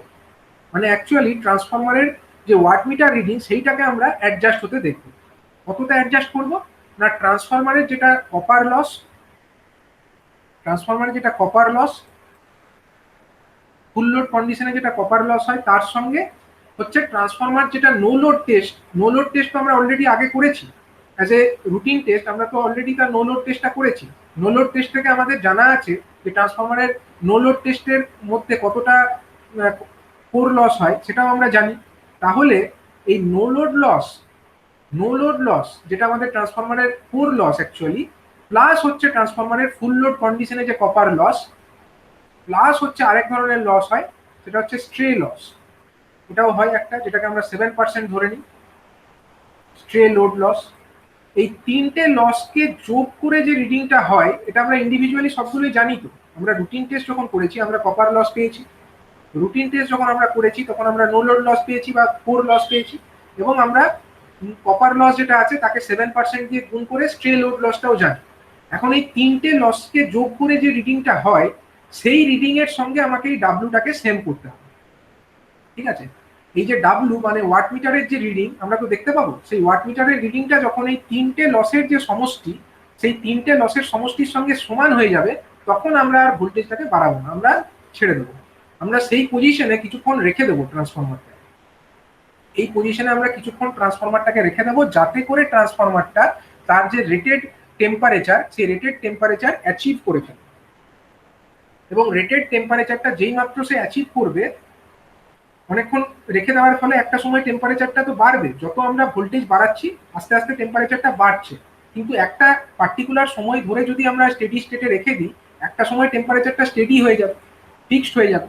এবং যখন এই টেম্পারেচারটা ফিক্সড হয়ে যাবে, সেই কন্ডিশনে আমরা রিডিংটা নেব। সেই কন্ডিশনে আমরা কিসে রিডিং নেব না, সেই সময় আমরা ট্রান্সফরমারের যে ওয়াইন্ডিং রেজিস্ট্যান্স আছে সেটাকে ক্যালকুলেট করে নেব। সাপোজ সেই কন্ডিশনে ট্রান্সফরমারের ওয়াইন্ডিং রেজিস্ট্যান্স হলো আমাদের RT1, ঠিক আছে। RT1 হলো ট্রান্সফরমারের যে ওয়াইন্ডিং আছে সেই ওয়াইন্ডিং এর রেজিস্ট্যান্সটা, ঠিক আছে। এখন ট্রান্সফরমারটা যখন আমাদের শর্ট সার্কিট কন্ডিশনে, আচ্ছা, ট্রান্সফরমারের যে RT1 যেটা বেরোলো সেটা হচ্ছে winding resistance under this heated condition. মানে যখন এই ট্রান্সফরমারটা গরম হয়ে গেল, আমরা ফুল লোড তাকে অ্যাপ্লাই করে দিলাম কিছুক্ষণের জন্য, এবং সেই পরিস্থিতিতে আমরা তার রেজিস্ট্যান্সের ভ্যালু ক্যালকুলেট করলাম, সাপোজ RT1। এখন এই RT1 যেটা পেলাম সেটাকে আমরা রেফার করব কার সাপেক্ষে, সেটাকে আমরা রেফার করে দেবো 75°C তাপমাত্রা সাপেক্ষে। তো সেইটা করবার জন্য আমাদেরকে এই ফর্মুলাটা আমরা জানি, বা 75°ও দরকার নেই অ্যাকচুয়ালি, আমরা এই ফর্মুলা দিয়ে করতে পারি। ট্রান্সফরমারটা যখন কোল্ড কন্ডিশনে ছিল, মানে যখন আমরা লোড অ্যাপ্লাই করিনি, তখন তো একটা রেজিস্ট্যান্সটা ছিল। সাপোজ আমরা এটাকে RT2 বলি, তাহলে ব্যাপারটা বুঝতে সুবিধা হবে। ধরো আমরা যখন ফুল লোড অ্যাপ্লাই করলাম, সেই অবস্থায় ট্রান্সফরমারের ওয়াইন্ডিং রেজিস্ট্যান্স বেরোলো RT2। আর ট্রান্সফরমারটা যখন ঠান্ডা অবস্থায় ছিল, মানে লোড অ্যাপ্লাই করিনি, তখন আমার রেজিস্ট্যান্স ছিল সাপোজ RT1, আর পরে হলো RT2। এখন আমরা তো জানি ট্রান্সফরমারের যদি ওয়াইন্ডিংটা কপার দিয়ে তৈরি হয়, তখন RT2 এর সঙ্গে RT1 এর রিলেশন আমাদের জানা আছে। RT2 সমান কত হয়? RT2 সমান হয়ে যায় RT1 গুণিত 234.5 প্লাস হচ্ছে যেটা আমাদের টেম্পারেচার T2, মানে যে টেম্পারেচারটা আমরা পেতে চাইছি, আর 234.5 প্লাস T1, 234.5 প্লাস T1, এটা আমাদের রিলেশন আমরা জানি। কপারের তৈরি যদি তার হয় তাহলে এই রিলেশনটা ভ্যালিড। এখন আমরা তো জানি যে ট্রান্সফরমারটাকে যখন আমরা টেস্ট, মানে কোল্ড কন্ডিশনে যখন তার রেজিস্ট্যান্সটা মেপেছিলাম, যখন ট্রান্সফরমারের ওয়াইন্ডিং এর উপরে আমরা কোনো লোড অ্যাপ্লাই করিনি, সেই পরিস্থিতিতে যখন রেজিস্ট্যান্সটা মেপেছিলাম, তখনকার আমার অ্যাম্বিয়েন্ট টেম্পারেচার সাপোজ T1°C ছিল। আর আমরা T2টা জানি না, আমরা জানতে চাইছি যে টেম্পারেচারটা কত, T2টা আমরা জানতে চাইছি। এখন আমাদের RT2টা জানা আছে। যখন আমরা হট কন্ডিশনে ট্রান্সফরমারটাকে চালালাম, তখন রেজিস্ট্যান্স কত হলো এটা তো আমরা ওহম মিটারের সাহায্যে মেপে ফেলতে পারি, বা মাল্টিমিটারের সাহায্যে মেপে ফেলতে পারি। এটা আমাদের RT2 হয়ে গেল। আর RT1টা আমরা অলরেডি জানি, যখন আমরা ট্রান্সফরমারটাকে কোল্ড কন্ডিশনে মেপেছিলাম রেজিস্ট্যান্স, তখন RT1 ছিল।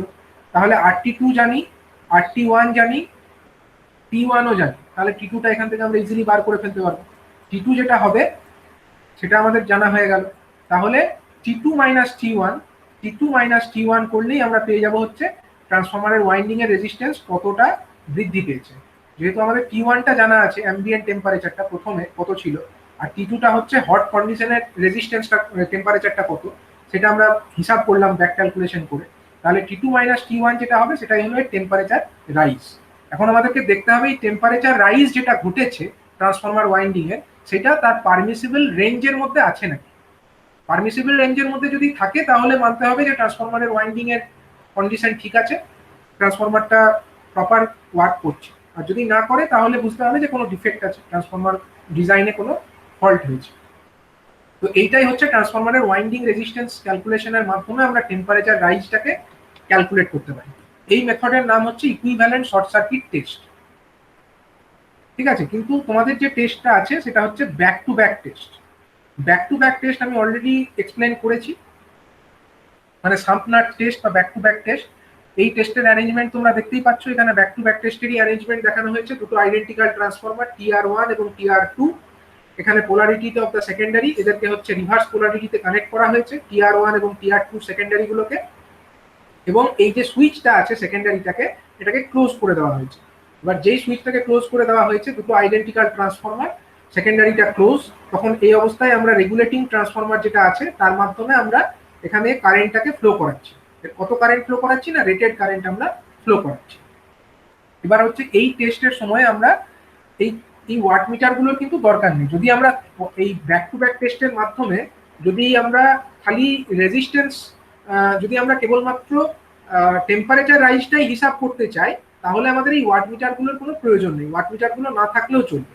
ওয়াট মিটারের কোনো দরকার নেই, কারণ তখন তো আর আমরা লস বার করছি না, আমরা কেবলমাত্র টেম্পারেচার রাইজ বার করছি। তো ওয়াট মিটারগুলোকে যদি তুমি সরিয়েও দাও কোনো প্রবলেম হবে না, কেবলমাত্র দেখতে হবে এইখানে যে আমাদের কারেন্ট মাপার জন্য যে অ্যামমিটার আছে সেই অ্যামমিটার দিয়ে যেন রেটেড কারেন্ট ফ্লো করে, মানে এই যে দুটো ট্রান্সফরমার আইডেন্টিক্যাল ট্রান্সফরমার তাদের যা রেটেড কারেন্ট সেইটা যেন এই অ্যামমিটারের মধ্যে দিয়ে ফ্লো করে। এবং এই পরিস্থিতিতে আমরা কিছুক্ষণ ট্রান্সফরমারটাকে রেখে দেবো, মানে দিয়েই সঙ্গে সঙ্গে সাপ্লাইটাকে বন্ধ করে দেবো না, কিছুক্ষণ আমরা অ্যালাউ করবো রেটেড কারেন্ট ট্রান্সফরমারের মধ্যে ফ্লো হওয়ার জন্য। এবং কিছুক্ষণ ধরে যদি রেটেড কারেন্ট ফ্লো হতে থাকে তাহলে একটা সময় গিয়ে ট্রান্সফরমারটা তার যে একটা স্টেডি স্টেট টেম্পারেচার সেই টেম্পারেচার পেয়ে যাবে। এবং স্টেডি স্টেট টেম্পারেচার পেয়ে গেলে সেই সময় আমরা কি করব, আমরা মেন সাপ্লাইটাকে বন্ধ করে দেবো এবং সেই অবস্থাতে আমরা আবার এই ট্রান্সফরমারের যে ওয়াইন্ডিং গুলো আছে তাদের রেজিস্ট্যান্স ক্যালকুলেট করব। এবং রেজিস্ট্যান্স ক্যালকুলেট আমরা কোল্ড কন্ডিশনেও আগে থেকে করে রেখেছি।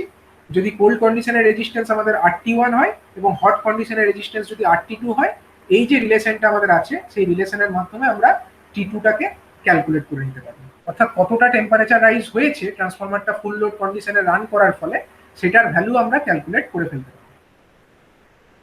এই টেস্টটাকে আমরা বলতে পারি হচ্ছে আমাদের ব্যাক টু ব্যাক টেস্টের মাধ্যমে আমরা ট্রান্সফরমারের ওয়াইন্ডিং রেজিস্ট্যান্স ক্যালকুলেট করছি এবং সেখান থেকে টেম্পারেচার রাইজটাকে হিসাব করছি। ঠিক আছে, এখানে সব এক্সপ্লেনেশন দেওয়া আছে ব্যাক টু ব্যাক টেস্টের মাধ্যমে কিভাবে আমরা টেম্পারেচার রাইজ টেস্ট করতে পারি। নেক্সট হচ্ছে আরেকটা টেস্ট যেটার নাম হচ্ছে open delta method for temperature rise measurement. Open delta বলে একটা মেথড আছে, এই মেথডের মাধ্যমে আমরা ট্রান্সফরমারের টেম্পারেচার রাইজটাকে ক্যালকুলেট করতে পারি। এই যে ওপেন ডেল্টা মেথড এটাকে অ্যাপ্লাই করা হয় কি ধরনের ট্রান্সফরমারের ক্ষেত্রে? ওপেন ডেল্টার কথাটার মানে কি? ওপেন ডেল্টা কথাটার মানে হচ্ছে ট্রান্সফরমারের ধরো প্রাইমারিটা এরকম আছে,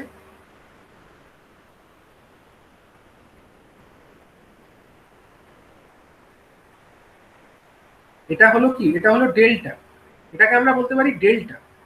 কিন্তু যদি আমরা একটা সাইড একটা ওয়াইন্ডিংকে যদি ওপেন করে দিই তাহলে এটা কি হয়ে যায়? এটা হয়ে যায় আমাদের ওপেন ডেল্টা। ঠিক আছে, আমাদের ডেল্টা ডেল্টা ট্রান্সফরমারের একটা সাইডকে যদি আমরা ওপেন করে দিই, একটা ওয়াইন্ডিংকে যদি আমরা ওপেন করে দিই, তাহলেই যেটা কনফিগারেশনটা তৈরি হয় এটাকে আমরা বলতে পারি ওপেন ডেল্টা। এটা ডেল্টা নেই, এটা হয়ে গেছে ওপেন ডেল্টা। তাহলে ডেল্টা ডেল্টা টাইপ ট্রান্সফরমারের ক্ষেত্রেই আমরা এই ওপেন ডেল্টা টেস্টটাকে পারফর্ম করতে পারি এবং এই ওপেন ডেল্টা টেস্টের মাধ্যমে আমরা ট্রান্সফরমারের ওয়াইন্ডিং রেজিস্ট্যান্স ক্যালকুলেট করতে পারি। এই টেস্টের জন্য আমাদের অ্যারেঞ্জমেন্ট কি করতে হয় আমরা দেখে নেব। এখানে একটা ডায়াগ্রাম আছে,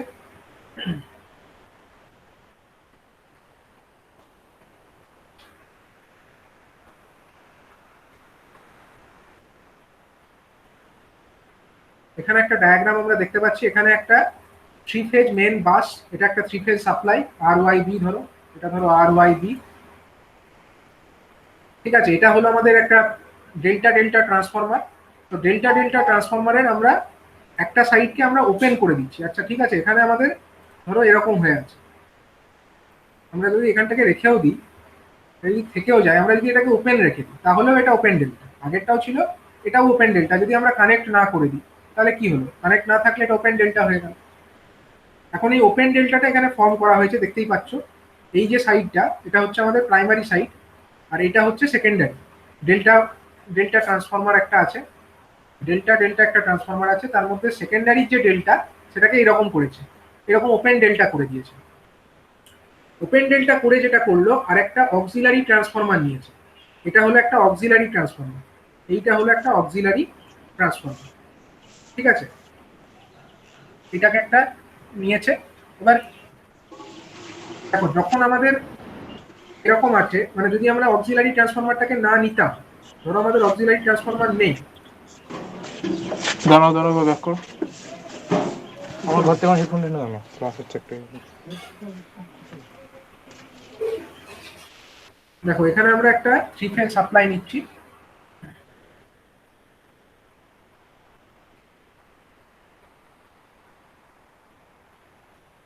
এখানে একটা আমরা 3 ফেজ সাপ্লাই ধরো নিচ্ছি, 3 ফেজ সাপ্লাই থেকে আমরা একটা ট্রান্সফরমারকে সাপ্লাই দেব। এটা ধরো আমাদের একটা ট্রান্সফরমার আছে।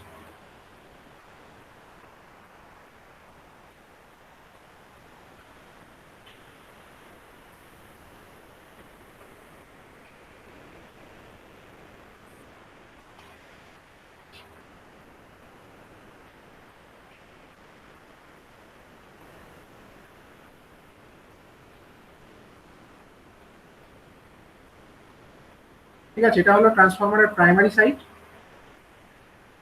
আর একটা ট্রান্সফরমারের ধরো সেকেন্ডারি সাইডে তো থাকবে, সেকেন্ডারি সাইডটা ধরো এরকম আছে।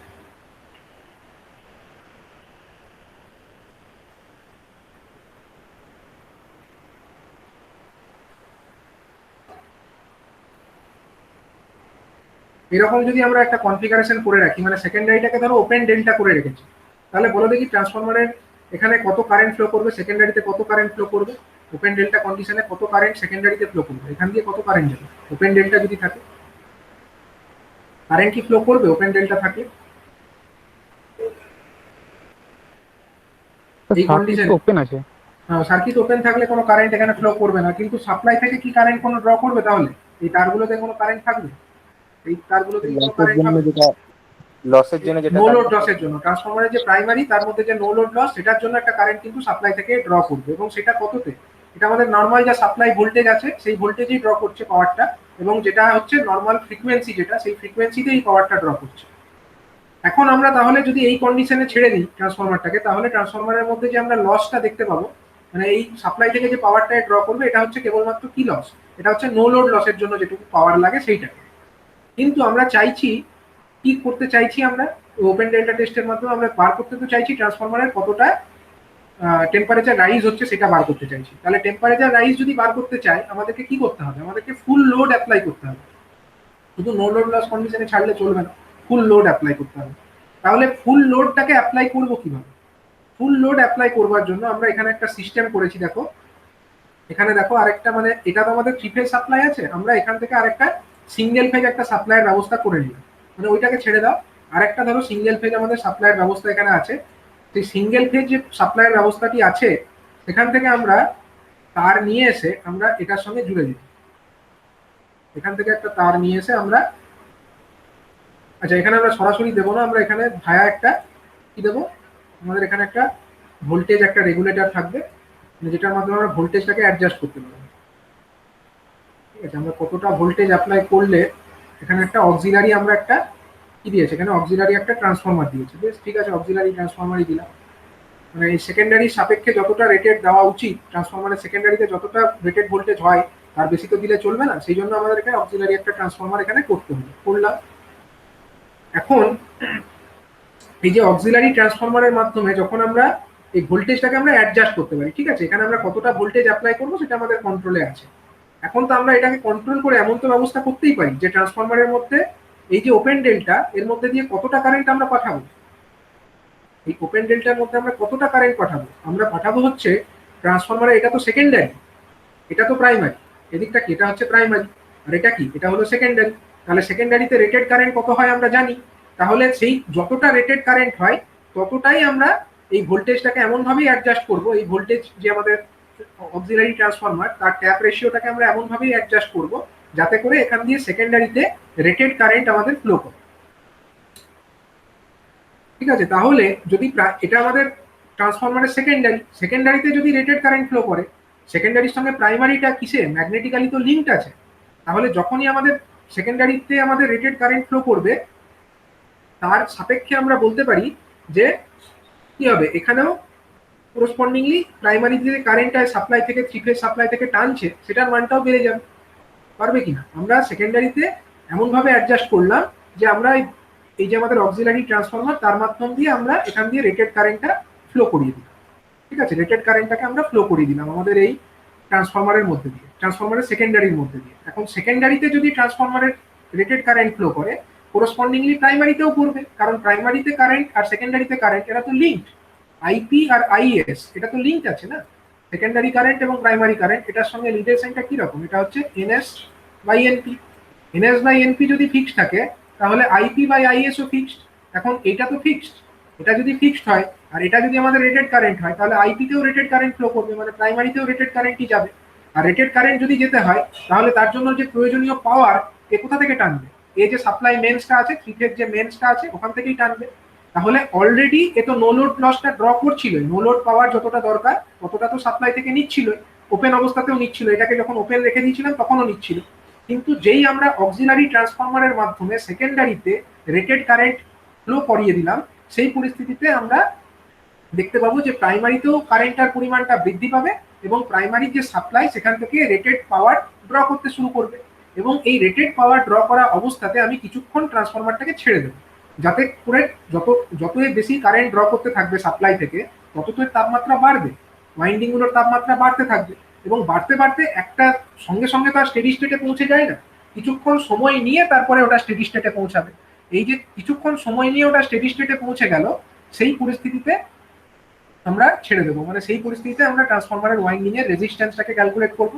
সাপোজ সেটা হবে RT2 এবং ট্রান্সফরমারটা যখন কোল্ড অবস্থায় ছিল, যখন আমরা লোড অ্যাপ্লাই করিনি, তখনকার রেজিস্ট্যান্স ধরো RT1। এবং একই পদ্ধতি যেটা আমরা আগে বলেছি, এই পদ্ধতিতে এই যে ফর্মুলা, এই ফর্মুলার মাধ্যমে আমরা ট্রান্সফরমারের যেটা T2 অর্থাৎ যখন আমরা হট কন্ডিশনে ট্রান্সফরমারটাকে চালাচ্ছি তখনকার টেম্পারেচারের ভ্যালু কত T2 সেটাকে আমরা ক্যালকুলেট করে ফেলতে পারবো। ঠিক আছে, এই যে মেথডটা, এই মেথডটাকে আমরা বলে থাকি open delta method. Open delta মেথডে আমাদেরকে আমরা সরাসরি ভাবে কিন্তু এটাকে শর্ট করছি না বা সেকেন্ডারিটাকে শর্ট করছি না, আমরা একটা অল্টারনেটিভ মেথড নিচ্ছি, মানে যেটা আমাদের ডেল্টা ডেল্টা ট্রান্সফরমার তার একটা সাইডকে আমরা ওপেন করে দিচ্ছি এবং সেখানে আমরা অক্সিলারি ট্রান্সফরমারের মাধ্যমে আমরা রেটেড কারেন্ট সেকেন্ডারিতে ফ্লো করাচ্ছি। করসপন্ডিংলি প্রাইমারিতেও রেটেড কারেন্ট যাচ্ছে এবং তার জন্য প্রাইমারিটা সাপ্লাই যেটা মেন বাসবার আছে সেখান থেকে বেশি পাওয়ার ড্র করছে, অর্থাৎ রেটেড কন্ডিশনে যতটা পাওয়ার ড্র করার কথা সেই পরিমাণ পাওয়ার ড্র করছে এবং সেই পরিমাণ পাওয়ার ড্র করার ফলে ট্রান্সফরমারের ওয়াইন্ডিং গুলো যেগুলো আছে তাদের কতটা রেজিস্ট্যান্স বৃদ্ধি পাচ্ছে সেটা আমরা হিসাব করতে পারছি এবং সেখান থেকে এই যে ফর্মুলার মাধ্যমে আমরা ট্রান্সফরমারের ওয়াইন্ডিং রেজিস্ট্যান্স কতটা বেড়েছে সেখান থেকে আমরা টেম্পারেচার কতটা বেড়েছে সেটাকে ক্যালকুলেট করতে পারছি। তাহলে এই মেথডে আমরা ট্রান্সফরমারের ওয়াইন্ডিং টেম্পারেচার বা ট্রান্সফরমারের টেম্পারেচার রাইজ টেস্ট আমরা এই মেথডে করতে পারি। এই দুটো মেথড তোমাদের মেনলি আছে, একটা হচ্ছে ব্যাক টু ব্যাক টেস্ট, তার মাধ্যমে কি করে টেম্পারেচার রাইজ করবে, আর কি করে হচ্ছে ওপেন ডেল্টা মেথডে টেম্পারেচার রাইজ টেস্ট করবে। সব মেথডগুলোর এই প্রসিডিওরটা কমন, রেজিস্ট্যান্স হিসাব করতে হবে, কোল্ড কন্ডিশনের রেজিস্ট্যান্স হিসাব করতে হবে, সেখান থেকে টেম্পারেচার রাইজ বেরিয়ে আসবে, কিন্তু প্রসেসটা আলাদা, যে কিভাবে আমরা রেটেড কারেন্টটাকে ফ্লো করাচ্ছি সেই প্রসেসটা আলাদা। যেটা আমাদের ইকুইভ্যালেন্ট শর্ট সার্কিট সেখানে আমরা ডাইরেক্টলি শর্ট করে দিচ্ছি, যেটা আমাদের ওপেন ডেল্টা সেখানে আমরা একটা ডেল্টা ওপেন করে সেখানে আমরা রেটেড কারেন্ট ফ্লো করাচ্ছি। আর একটা হচ্ছে ব্যাক টু ব্যাক টেস্ট, যেখানে আমরা দুটো সিমিলার ট্রান্সফরমার ইউজ করে তাদের সেকেন্ডারিকে ডিসিমিলার পোলারিটিতে কানেক্ট করে আমরা টেস্ট করছি। ঠিক আছে, এটা হলো এক ধরনের টাইপ টেস্ট। এবার হচ্ছে আমরা দেখে নেব যে বিভিন্ন যে ট্রান্সফরমার আছে সেই ট্রান্সফরমারের ক্ষেত্রে মেইনটেনেন্স একটা শিডিউল থাকে, সেই শিডিউলটা কি, প্রিভেন্টিভ মেইনটেনেন্স, যেটা ট্রান্সফরমারগুলো যাতে ফল্ট না হয়, যাতে দীর্ঘদিন চলে ঠিকভাবে, তার জন্য কিছু মেইনটেনেন্স শিডিউল আছে। তো সেইগুলো আমরা একবার দেখে নেব সেই মেইনটেনেন্স শিডিউলটা কিরকম।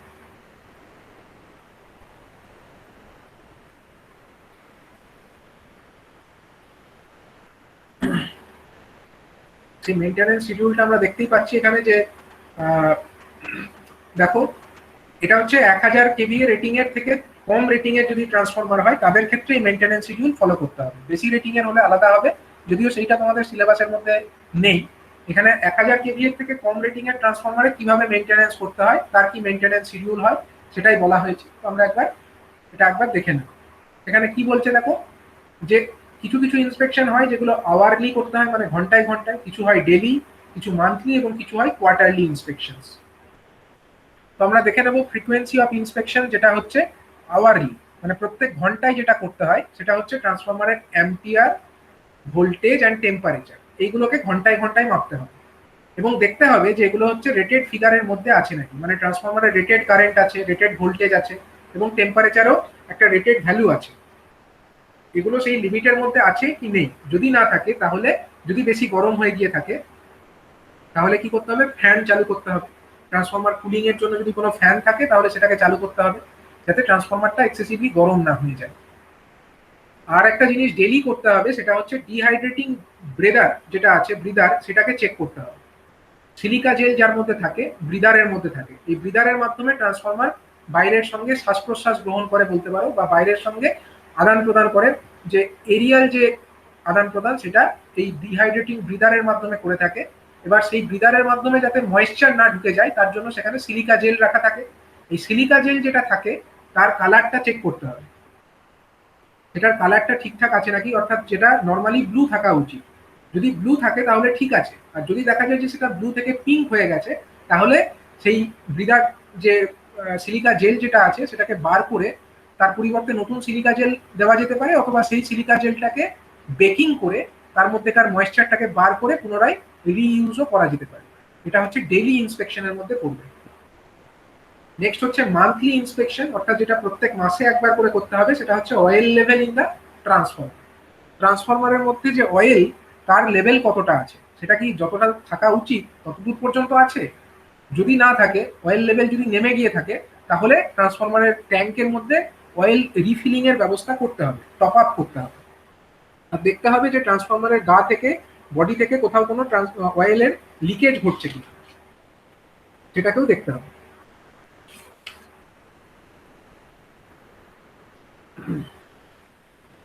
ঠিক আছে, আরেকটা হয় কোয়ার্টারলি ইন্সপেকশনস।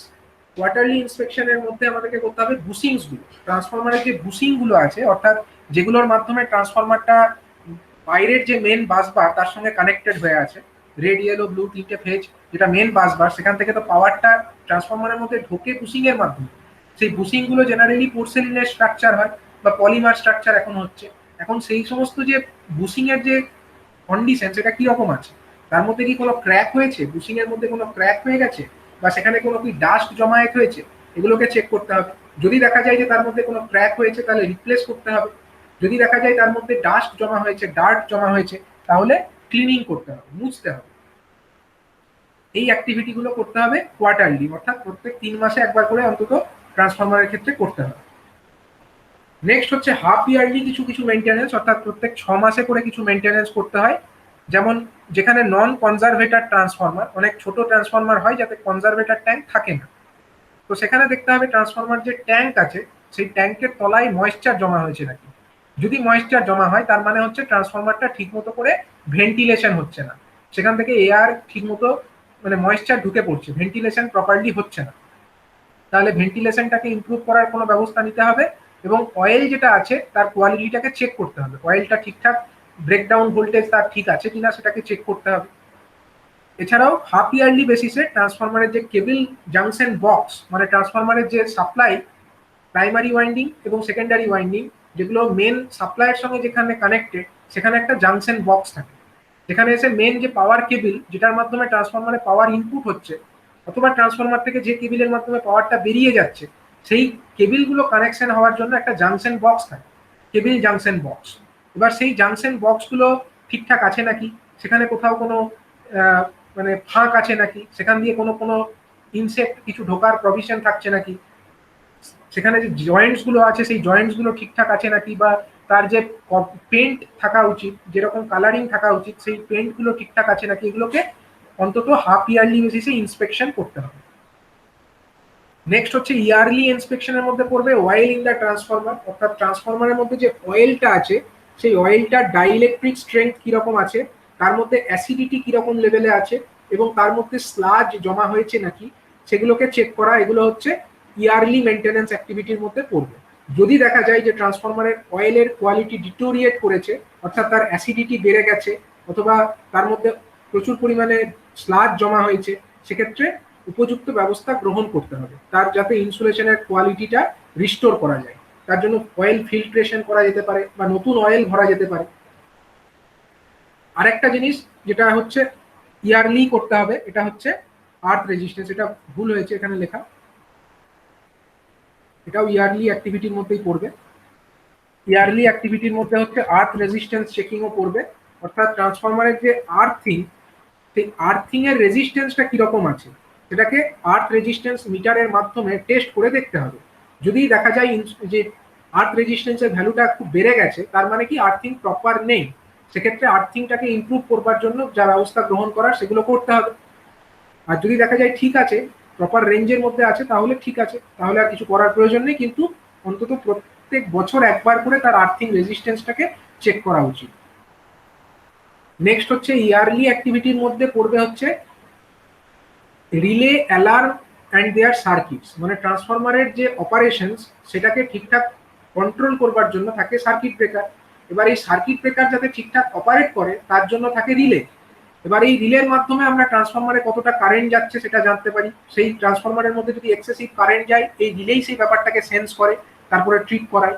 ট্রান্সফরমারের যদি এক্সেসিভলি টেম্পারেচার রাইজ হয়ে যায়, ওয়াইন্ডিং টেম্পারেচার যদি এক্সেসিভ বেশি হয়ে যায়, বা অয়েল টেম্পারেচার যদি এক্সেসিভলি বেশি হয়ে যায়, সেক্ষেত্রে অ্যালার্ম বেজে ওঠে, বা ট্রিপিং সার্কিটের জন্য যে রিলে আছে সেগুলো এনার্জাইজড হয়ে যায়, এই ব্যাপারগুলো ঘটে। এখন এই যে সমস্ত রিলে, অ্যালার্ম ইত্যাদি আছে ট্রান্সফরমারের মধ্যে, সেইগুলো মধ্যে আছে কি কন্ট্যাক্টস আছে, সেগুলোর মধ্যে কিছু কন্ট্যাক্টস আছে, সেইগুলো অনেক সময় দীর্ঘকাল ধরে অপারেট যদি না করে সেগুলো জ্যাম হয়ে যায়। তো সেই কারণে ট্রান্সফরমারের যে রিলে, অ্যালার্ম ইত্যাদির যে সার্কিট, সেগুলো ঠিকঠাক আছে কিনা আদৌ, সেটাকে প্রত্যেক বছর অন্তত একবার করে টেস্ট করা উচিত। সেখানে ওই রিলেগুলোকে সাপ্লাই দিয়ে দেখতে হবে যে সাপ্লাই দিলে রিলেটা অ্যাকচুয়ালি অপারেট করছে নাকি, বা অ্যাকচুয়ালি সেই ফল্ট কন্ডিশন ক্রিয়েট করে দেখতে হবে যে অ্যালার্মটা বাজছে নাকি।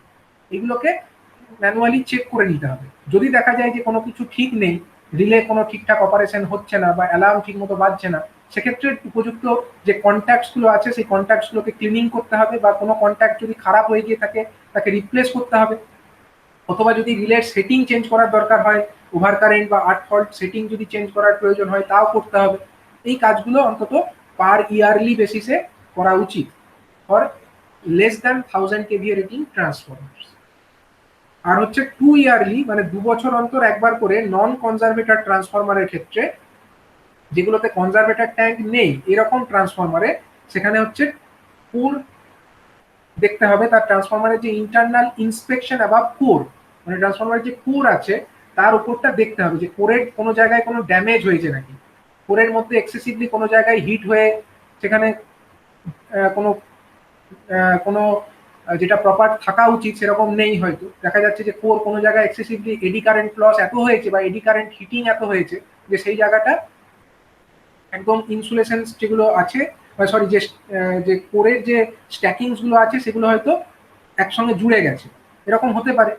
বিশেষত যে সমস্ত ট্রান্সফরমারে কনজারভেটর ট্যাঙ্ক নেই সেখানে আরো এই ধরনের ঘটনা ঘটার সম্ভাবনা বেশি থাকে। সেই কারণে ট্রান্সফরমারটাকে খুলে ট্রান্সফরমারের কোরের ওপরটা দেখে নিতে হবে সেগুলো কোরটা ঠিকঠাক আছে না। আর হচ্ছে যে ট্রান্সফরমারের মধ্যে যে অয়েল আছে সেই অয়েলটাকে ফিল্ট্রেশন করতে হবে। ট্রান্সফরমারের যে অয়েল সেটাকে যদি ফিল্টার করা হয়, তার ব্রেকডাউন ভোল্টেজের যে কোয়ালিটি সেটা অনেকটা ফিরে পায়। ট্রান্সফরমারের মধ্যে যে সমস্ত ইমপিউরিটি গুলো আছে, অয়েলের মধ্যেকার যে ইমপিউরিটি গুলো আছে সেগুলোকে ফিল্টার আউট করে ফেলা যায়, এবং ট্রান্সফরমার অয়েল তার ব্রেকডাউন যে স্ট্রেংথ সেটা অনেকাংশেই ফেরত পায়। এই কারণে এইটা করতে হবে, পার 2 ইয়ারলি বেসিসে এই কাজটা করতে হবে। আরেকটা অ্যাক্টিভিটি হচ্ছে যে 5 ইয়ারলি অথবা কোনো ইন্টারনাল ফল্ট হওয়ার পরে, সেটা হচ্ছে ট্রান্সফরমারের ওভারঅল মানে সমস্ত যাবতীয় পার্ট সেগুলোকে সব ডিসঅ্যাসেম্বল করে ইন্সপেকশন করতে হবে। ট্রান্সফরমারের কোর খুলতে হবে, কোরটাকে লিফটিং করতে হবে, কয়েলগুলোকে খুলে ফেলতে হবে, এবং তারপরে সমস্ত কিছু চেক করতে হবে, এবং তারপরে সেগুলোকে ড্রাই অয়েলের মাধ্যমে ক্লিনিং করতে হবে যাতে তার ইনসুলেশনের কোয়ালিটিটা বেটার থাকে। এই কাজটা প্রত্যেক 5 বছর অন্তর করা উচিত, অথবা যদি কোনো ইন্টারনাল ফল্ট ট্রান্সফরমারের মধ্যে ঘটে যায় তারপরেই করা উচিত এই কাজটা। তো এই সমস্ত যে অ্যাক্টিভিটি এগুলো হচ্ছে অ্যাজ পার আইএস মেনশন করা আছে। ট্রান্সফরমার, যে সমস্ত ট্রান্সফরমারের রেটিং 1000 কেভিএর থেকে ছোট, সেই ট্রান্সফরমারগুলির ক্ষেত্রে এই ধরনের মেইনটেনেন্স অ্যাক্টিভিটিগুলো করতে হবে। এই শিডিউলটা তোমাদেরকে জেনে রাখতে হবে, এবং এগুলোকে যখন তোমরা কোনো ওয়ার্কশপে কাজ করবে বা কোনো জায়গায় সুপারভিশন করবে তখন এই পলিসিগুলোকে ফলো করে তোমাদেরকে মেনটেন করতে হবে, এবং সেগুলোকে একটা রেজিস্টারে মেনটেন করতে হবে। ঠিক আছে? তো এই হচ্ছে ট্রান্সফরমারের যে যাবতীয় পার্টস, ট্রান্সফরমারের যে টেস্টিং আমরা দেখলাম, বিভিন্ন ধরনের টেস্টিং এবং ট্রান্সফরমারের মেইনটেনেন্স শিডিউল। এটা হচ্ছে আমাদের ইউনিট 4 এর মধ্যে এই সমস্ত টপিকসগুলো ছিল।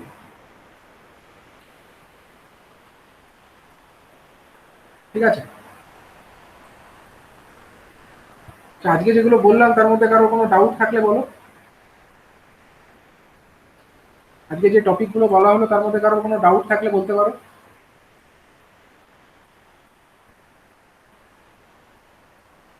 Abhijit, Abhijit Saha. Sir back to back যে টেস্টটা বললেন ওটা বলে দেন তো স্যার, মানে বুঝতে পারলাম না ঠিকঠাক।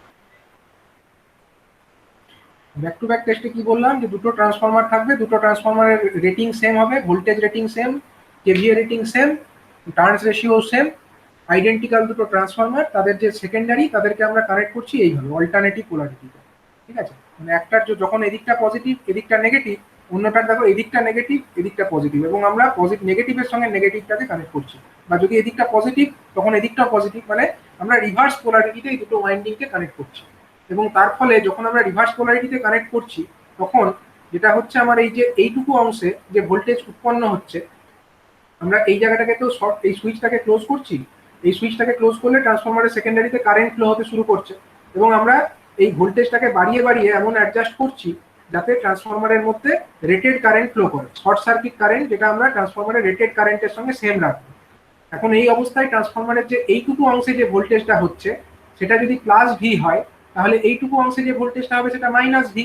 তাহলে ওভারঅল যে ভোল্টেজটা আমার ট্রান্সফরমারের ওয়াইন্ডিং গুলোর একপাশে পড়ছে, অর্থাৎ কিনা আমাদের এই থেকে শুরু করে এইটুকু অংশ, এখানে যে ওভারঅল ভোল্টেজটা পড়ছে, আমরা যদি এখানে একটা ভোল্ট মিটারকে কানেক্ট করি, এই ভোল্ট মিটারে কত শো করবে, ভোল্ট মিটারটায় কত শো করবে, ভোল্ট মিটারটায় আমার জিরো শো করবে, কারণ এইটুকু অংশে যদি প্লাস ভি হয়, এটা যদি আমার প্লাস ভি হয়, এইটুকুতে তো মাইনাস ভি, তখন প্লাস ভির সঙ্গে মাইনাস ভি যোগ করলে এই ভোল্ট মিটারে আমার জিরো দেখাবে। অর্থাৎ আমরা অ্যাকচুয়ালি কোনো শর্ট সার্কিট করছি না, কিন্তু ট্রান্সফরমারের যে সেকেন্ডারি ওয়াইন্ডিং তাদেরকে আমরা যখনই রিভার্স পোলারিটিতে কানেক্ট করে দিচ্ছি তখনই এখানে একটা শর্ট সার্কিটের মতো সিচুয়েশন তৈরি হয়ে যাচ্ছে, এবং সেই পরিস্থিতিতে আমরা এই ওয়াট মিটার যেটা আছে সেখানে কতটা পাওয়ার কনজিউম হচ্ছে সেটাকে হিসাব করছি, এবং সেই যে পাওয়ারটা কনজিউম হচ্ছে যেটা ড্র করছে সেটা হচ্ছে এই যে ট্রান্সফরমার ওয়াইন্ডিং আর এই যে ট্রান্সফরমার ওয়াইন্ডিং, দুটো ট্রান্সফরমারের যে সম্মিলিত যে কপার লস তার সঙ্গে সমান। এই ওয়াট মিটারের রিডিংটাকে যদি আমরা ডাব্লিউএসসি নাম দিই, তাহলে ডাব্লিউএসসি ডিভাইডেড বাই 2 এটা হয়ে যাবে ইন্ডিভিজুয়াল এক একটা ট্রান্সফরমারের জন্য কতটা করে কপার লস হচ্ছে সেইটা। ঠিক আছে, এটাই হচ্ছে ব্যাক টু ব্যাক টেস্টের মেন প্রিন্সিপাল। আর যখন আমরা এই জায়গাটাকে ওপেন রেখেছিলাম, মানে সেকেন্ডারিটাকে যখন আমরা ওপেন করে রেখেছিলাম, তখন তো সেকেন্ডারিতে কোনো কারেন্টই ফ্লো করবে না, তখন তো এসব কোনো কারেন্ট নেই, তখন আমার যা কারেন্ট আছে সেটা হচ্ছে প্রাইমারিতে। এবং প্রাইমারিতে আমাদের দেখো দুটো ট্রান্সফরমার ওয়াইন্ডিং আছে, দুটো ট্রান্সফরমার ওয়াইন্ডিং তাদের কোর লসের জন্য কিছুটা করে পাওয়ার ড্র করবে, তাহলে এই দিক থেকে এই ট্রান্সফরমার ওয়াইন্ডিং কিছুটা পাওয়ার ড্র করবে, দিয়ে সেই কারেন্টটা এই রাস্তা দিয়ে এসে এই দিক থেকে সাপ্লাই ব্যাক করে যাবে। আর অন্যদিকে এই ট্রান্সফরমার যেটা আছে সেও কিছুটা পাওয়ার ড্র করবে, সেটাও আমার এদিক থেকে আসবে, এই ট্রান্সফরমারের মধ্যে দিয়ে ফ্লো করবে, এই ট্রান্সফরমার ওয়াইন্ডিং এর মধ্যে দিয়ে ফ্লো করে এদিক থেকে ব্যাক করে দিবে। তাহলে এখানে যে আমার ওয়াট মিটার যেটা আমরা দেখবো, সেই ওয়াট মিটারে আমার যে রিডিংটা পাবো সেটা যদি আমার W0 হয়, তাহলে সেটা কার সম্মিলিত সমষ্টি, মানে এটা হচ্ছে আমার যে দুটো ট্রান্সফরমার ওয়াইন্ডিং দেখতে পাচ্ছি তাদের ইন্ডিভিজুয়াল যে কপার কোর লস আছে, এটার যা কোর লস আর এটার যা কোর লস মিলিয়ে যে টোটাল কোর লস হয় তার অ্যামাউন্ট অফ পাওয়ার এটা W0 কে ডিনোট করছে। তার মানে W0 ডিভাইডেড বাই 2 যদি আমি করে দিই, তাহলে এক একটা ইন্ডিভিজুয়াল ট্রান্সফরমারের মধ্যে কতটা করে কোর লস ঘটছে সেটাকে আমরা ক্যালকুলেট করে ফেলতে পারি। ঠিক আছে, ঠিক আছে স্যার।